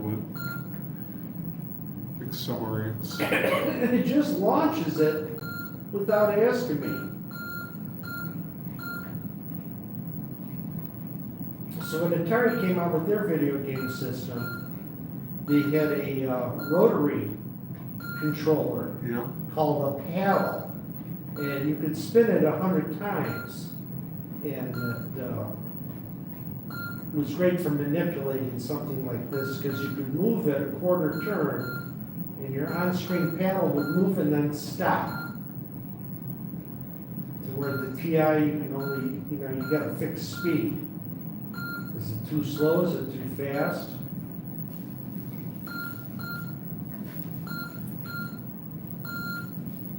I like the Tomanin game, I thought that was a little, Which one? the one that was, what's his name, Tomanin? It wasn't called Breakout, it was called, well, it was a Breakout type of game, but it was, the graphics were half bitmap. Yeah, I remember that, you Yeah. always admired that one. Yes, that was like, one of the very few games that I actually like to play. Currently working on a speed of keyword searching ground, move to ROM instead of, X, which says, currently working on a speed of keyword search in ground, move to ROM instead of, and this, I've got something, XB3, instead of like XB3. This is one of my favorite two joystick games, Yeah. where you've got a patient there in the lower right corner, and in the lower left corner, it shows you his health status. In the upper left corner, it shows inside the body, and with the white square, which is where your robot is at, and the upper right corner is a zoomed in section of that. So the red is the blood vessels. The little white things are cholesterols. The black is tar in the lungs. And the little things like bugs are bacteria infection. And you've got white blood cells that come through here. And you've got three devices on your robot. You've got a laser beam that works good on one kind of ailment. You've got a sonic device. And you've got aspirin, so you press 1, 2, or 3, depending on what you want to dispense. Now, it makes this game fun. If you have a fixture to hold two joysticks, you can play it with two joysticks, and you can move in one direction with joystick 1, and you can fire your laser with joystick 2. Otherwise, it only ever fires the laser in the direction you're going. So here, we'll press the A. Yeah, ultrasonics work good for tar and cholesterol. 2 antibiotics work good for those green bacterias. However, the virus will show up once in a while, moving fast. And the robot will go virus. And slow robot, fast speed. So you do have to hit the keyboard once in a while. And you can use the keyboard, so you can move with the one joystick or with the left side of the keyboard, and you can do your medication with the right side or the second joystick. I always wanted just a simple fixture to hold two joysticks, so I could, play it at the same time. The TI joysticks are particularly obnoxious. Imagine if you had an aftermarket one that was a very light touch. Here's the diseases: tar in the lungs. Gallstones, kidney stones, cholesterols, tapeworms, tumors, infection, and cold virus. Okay, patient. Cholesterol was misspelled. We'll try patient 99. It will be a student. Now it's, okay, so I'm moving the joystick to the right here, and you see the zoomed in section. The little IV bag above the nurse is going back and forth, kind of interesting. A lot of interesting programming going on. We'll go ahead for this cholesterol here on the right.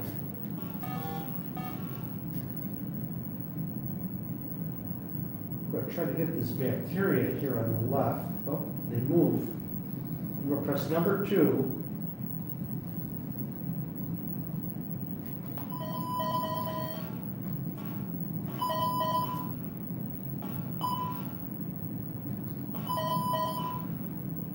See, his kidney is just failed. Yeah.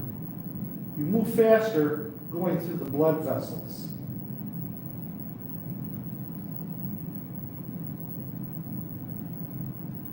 You should actually hear the, if you go to the lungs, you'll hear the sound of the patient breathing. Try to avoid hitting the white blood cells. Yeah, beep there as I just go to the white blood cell. Those little squiggly things. Where are we now? The pancreas?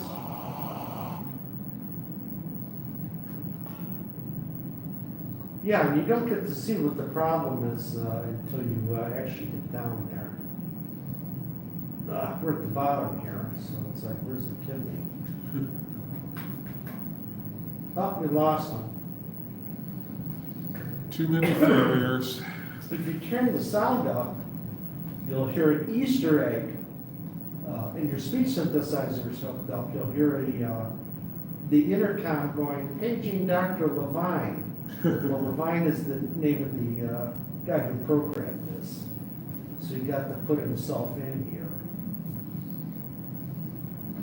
So yeah, microsurgeon's always been fun. I have never really found somebody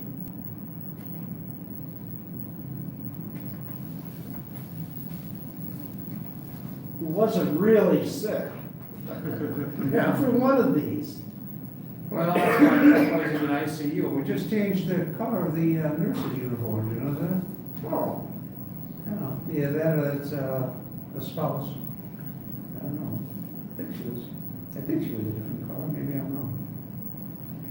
well, let's try to head south to the intestines here.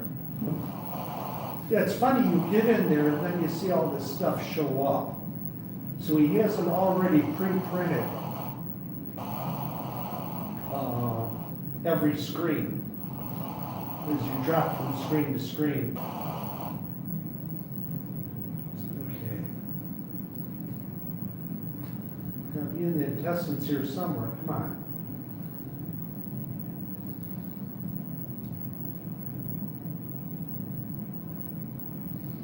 So this looks like the pelvis. Oh, looks like lots of worms. Ooh, a lot of worms there.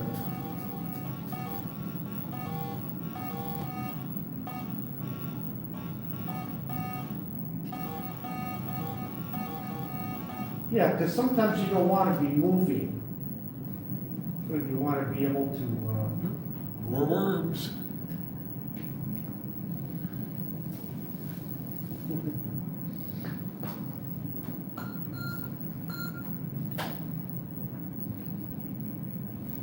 So this is just one disc of about 30 or 40 of these discs, these modules on disc that I've got, and I have to have two cross-reference loose leaf binders. One that has a printout of every single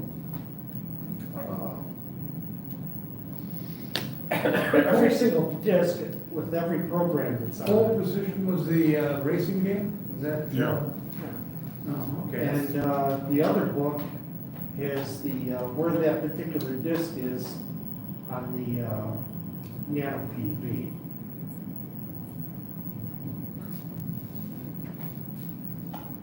Oh, I remember this one, yeah. I crashed a lot.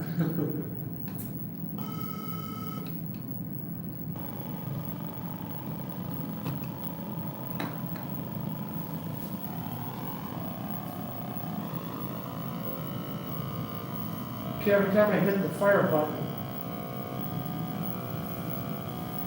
I shift the gear. Again, this is where it's something difficult with the joystick, because they'll tend to corner at a particular speed. Where if you have a thing like a panel,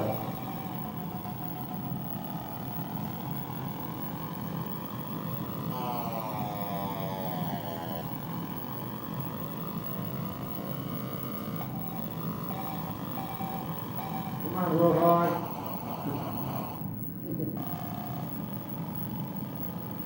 Well, what's that really obnoxious one where, Or a car or something where you go in circles, and I never made it around the whole thing, and it took me 30 years to discover that you could actually slow the damn thing down. yeah. I remember there's one road race when you're on a public street and you're racing, and you decide, well, I'm tired of running into the back of these cars and won't get the hell out of my way. I'll just go slow, and an ambulance rear-ends you. And it's like, where's the penalty for this guy? You know? I used to drive on the sidewalk sometimes, and that didn't work too well.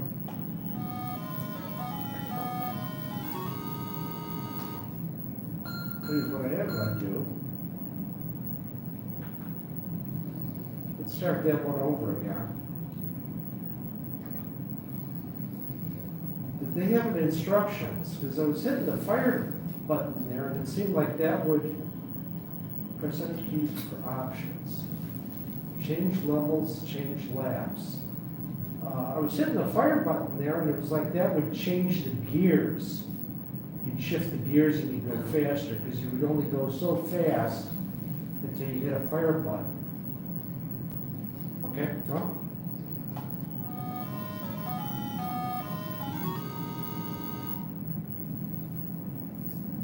Okay.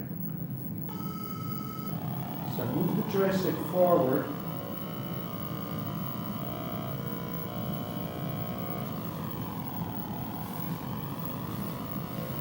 Okay, I can only go about 70 miles an hour. And I press the fire button here.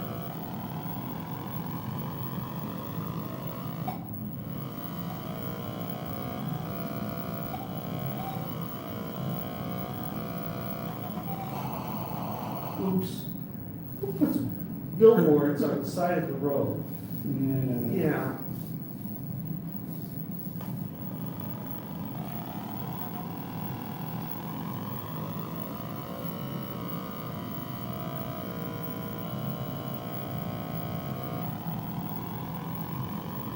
Second and third.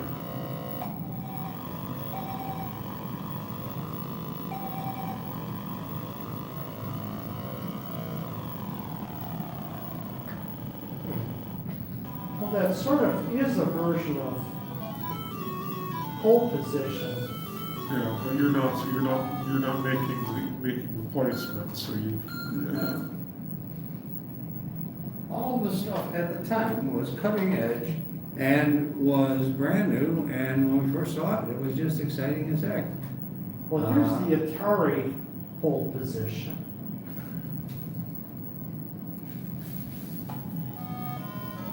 Now, this is running as a bin file rather than an EA file.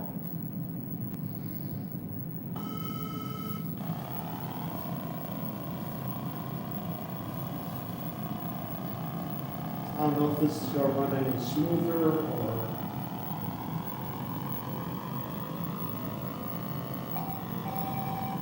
I mean, Atari Soft did some really good stuff on the TI.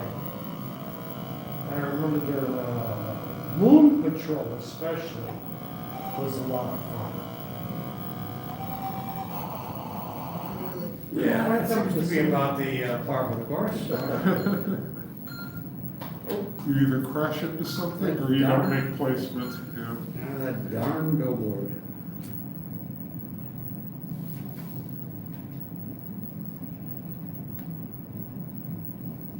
Oh, we got the Mummy's Tomb on this one. Well, that's a different version.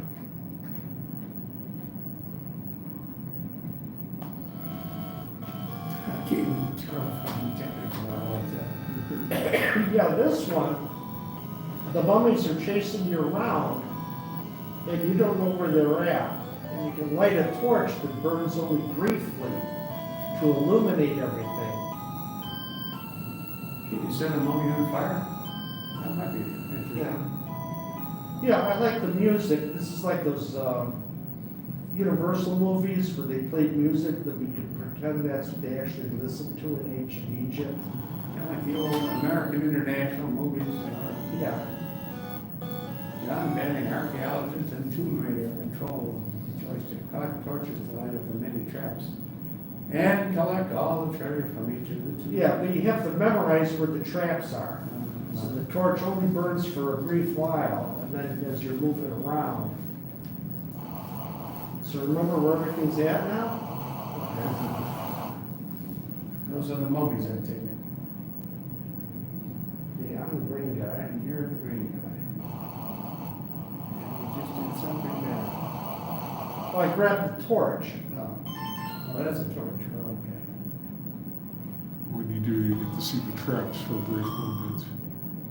And we have snakes and scorpions. And what are those things? They look like, oh, I see. You want the blue things. That's, This may be there's the a down. trap there. Here, I'll pick up that torch. Okay. What is That shows where the other traps are. And you're supposed to memorize that.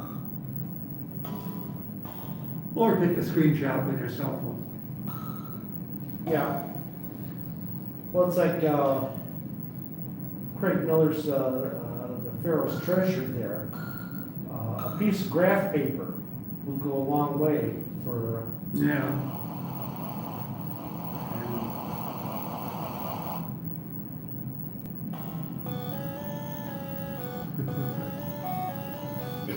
so it's retrospects the mummies too. You get to play Pitfall here.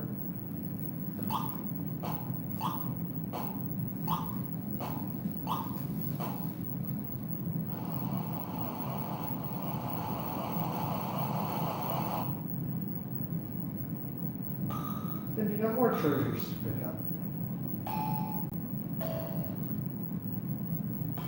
There's a trap around here somewhere. There it is. Found You it. found it. No problem. Use mine. You know, if you play the game in a slightly different fashion, if you play the game to find the traps, see how long you can, how quickly you can die, that might be an interesting alternative. That would be the way that I would probably succeed. By a snake, yeah. Okay, that's The green thing is a scorpion, what's that? Well, there's a snake and a scorpion on the screen. I see, oh, okay. Well, and the purple things are, Let's see, shake hands with the mummy. if you can find one. If you could actually, if they would hold still for a moment, just. Mummies are like cops and whores, you can never get one when you really want one. Let's shake hands. Oh. Okay, so there's different sounds depending on snake, scorpion, mummy, or trap. And that white thing, that's a snake? No, this green thing over here, on the left, is a snake. That's a The snake. lower left is a snake. What are the white things again? Mummies. Oh, mummies, you know, I mean, they're just standing there with their fingers up in the air. Can you walk like an Egyptian? Okay, that was a bin file.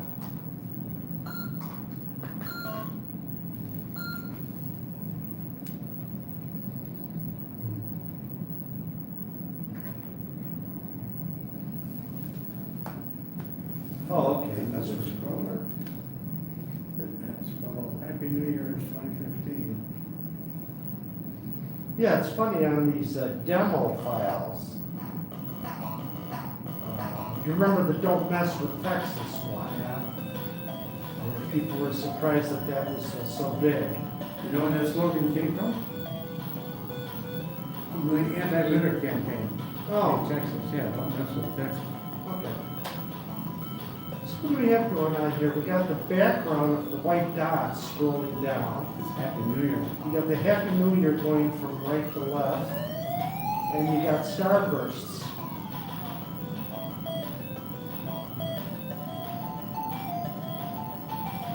Yeah, I found a couple of Happy New Year's, like basic or extended basic programs. 15.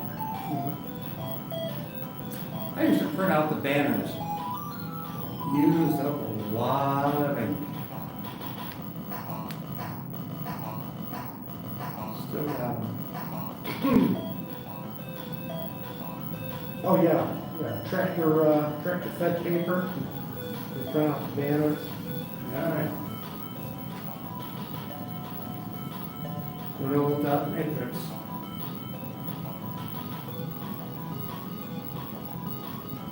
Still, you know, when you got a printer, when you first got a printer, years and years and years ago, it was magic to actually see stuff being printed out like that. It was just blew me away. And my father never could understand computers because for him, if it wasn't printed on paper, it didn't exist. And I think he was probably right. Books exist. Pixels do not. Yeah, this is one of a series of demos that came with the F-18 video. To show you what it could do.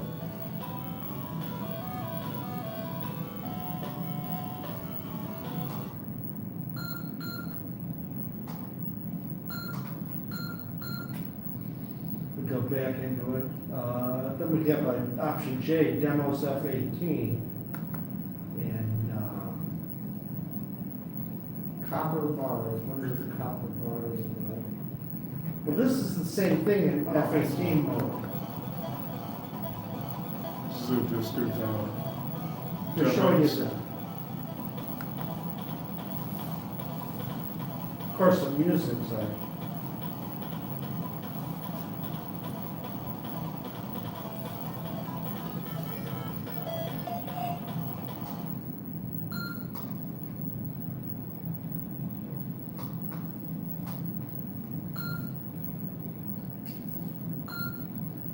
some of these do not exit cleanly, and you have to turn the console off. There you go.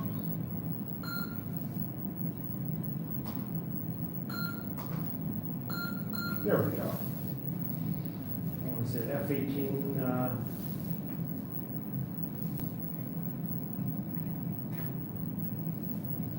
enhanced colors, ground clock, image rotation, as the lines, the monkey demo. Bit back demo, copper bars. Where's copper bars one? Yeah, this is a nice colorful one we can only do on the F-18. Kind of interesting, Yeah. interesting effect, a little hypnotic perhaps. Yeah. Kind of thing if you were stoned, you know, you could sit there and watch it for a couple of days. Yeah. But it gives you a nice illusion that that's not the, Yeah. bars going up and down, they're going around in a circle, serpentine. Kind of an S curve, you know, back and forth like that, like waves. You know, that would be interesting to write one that just looked like waves breaking. Notice this artifact, since it messed up the VDP color table, Yeah. go back to our color bar, we got a goofy, Absence of some colors.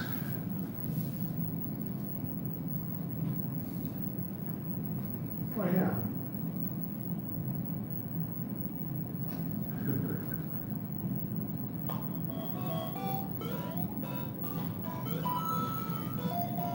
Yep, I gotcha. It's a game I never had played. And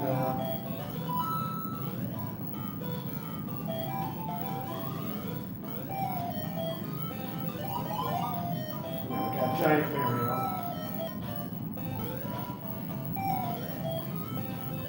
I'm trying to get over here.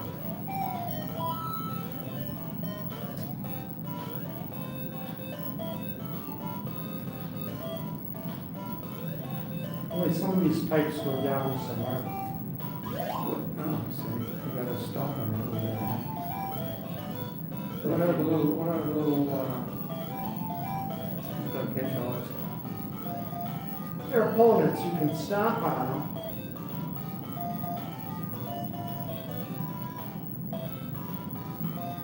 Oops. What controllers is this? Yeah, I didn't think you'd get Mario on a TI. That's a pretty nice, Yeah. version of it. Yeah. Bad graphics. Actually, Ah, pretty. boy, if I pulled up our American flag demo on that, that'd be,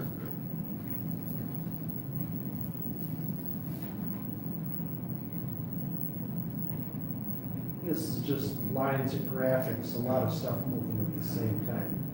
Again, the colors are, Interesting, you know, not everybody can see that, I don't think. no. There. Let's get back to the final ground. We'll hit J for demo F-18. And what was that called? Not pix lines, was it? What are we, copper bars? Is that what you're looking for? What are you looking for? I believe it was. There. That's what it should have looked like. Ah, But see, we were still using the colors off the palette, off the previous demo.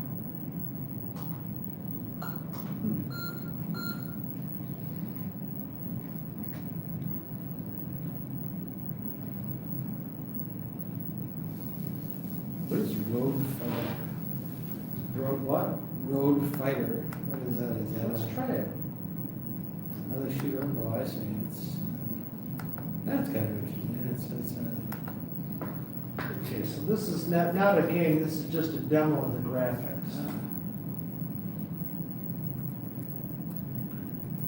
I was gonna say, he's driving on the rumble strips there and that would Yeah, kind of slow usually you you're penalized for that.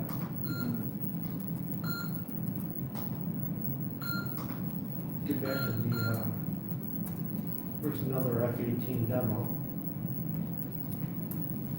Or just a demo. Formula 99?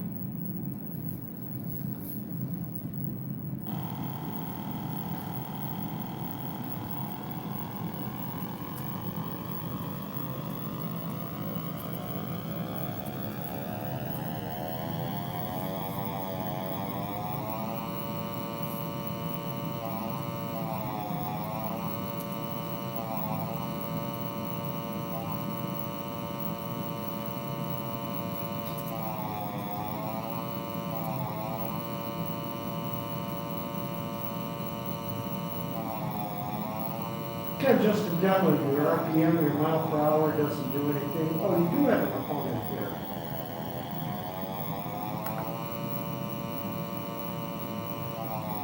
Apparently can drive through the cars. Yeah, You can even drive on the grass. yeah. But that slows you down a little. Yeah, it's a good way to slow down, drive on the grass. Till you disappear. Again, these are demos, they're not actual running programs as such. Happy New Year hat animation.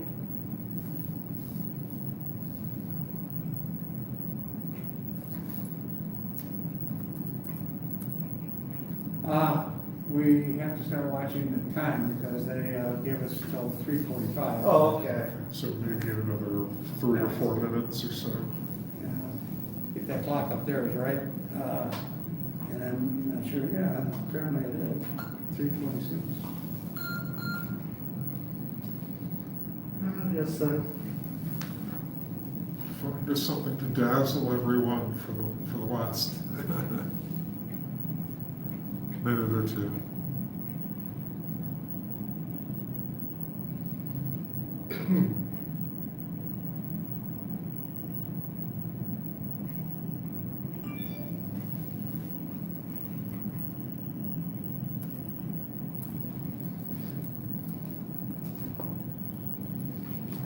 I guess we can run our sign off then. Enough time to-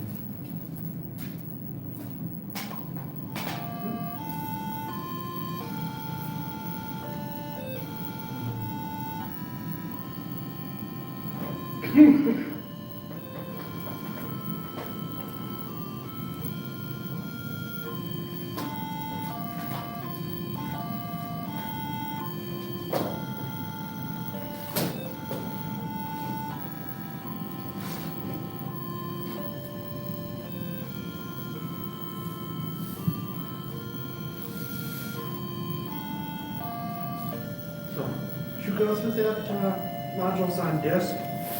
I was kind of You know, mind all wondering- that is on the Sure. giveaway disk, or giveaway thumb drive Yeah, every year.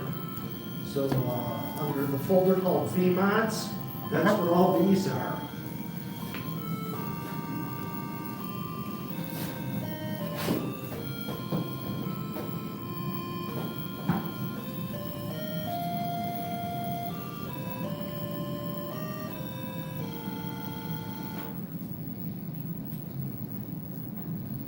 be cool. Well, as they say on all the YouTube channels, thanks for watching, and if you like this episode, please give us a thumbs up if you can find someplace to give us a thumbs up.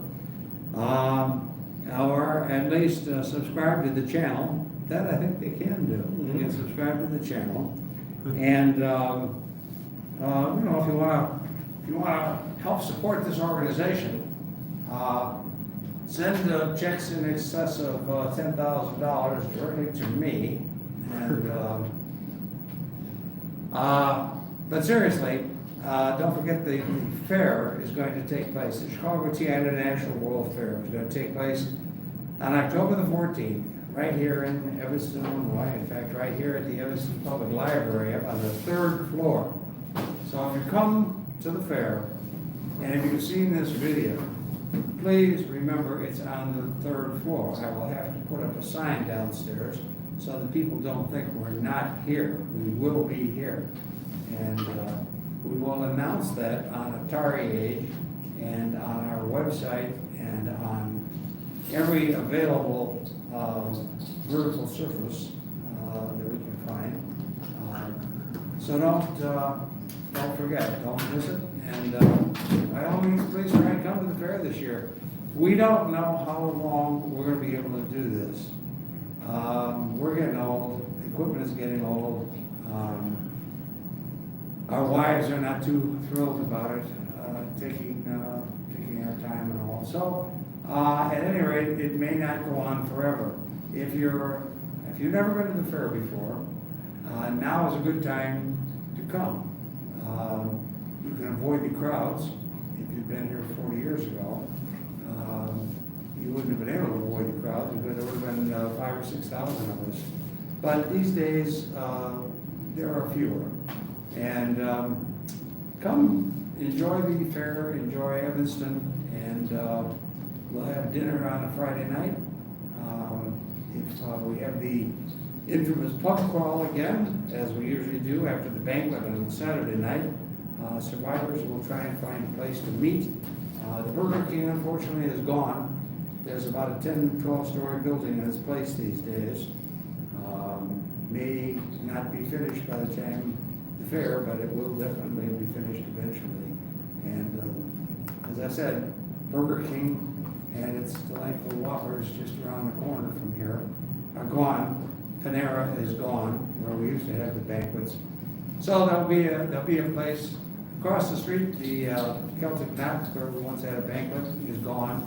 A couple of other restaurants that we always met are gone. But we'll find a place, and we'll have a banquet, we'll have the infamous pub crawl, and we'll have a good time. That much we can guarantee you. So, from Evanston, from Vic and Jim and me, Hal Sheffield, hope to see you. We won't be having a show next month. The fair will be the show, but I guess we'll all be back here again in November, about the first Saturday in November. So, until then, we'll see you at the fair. Bye for now.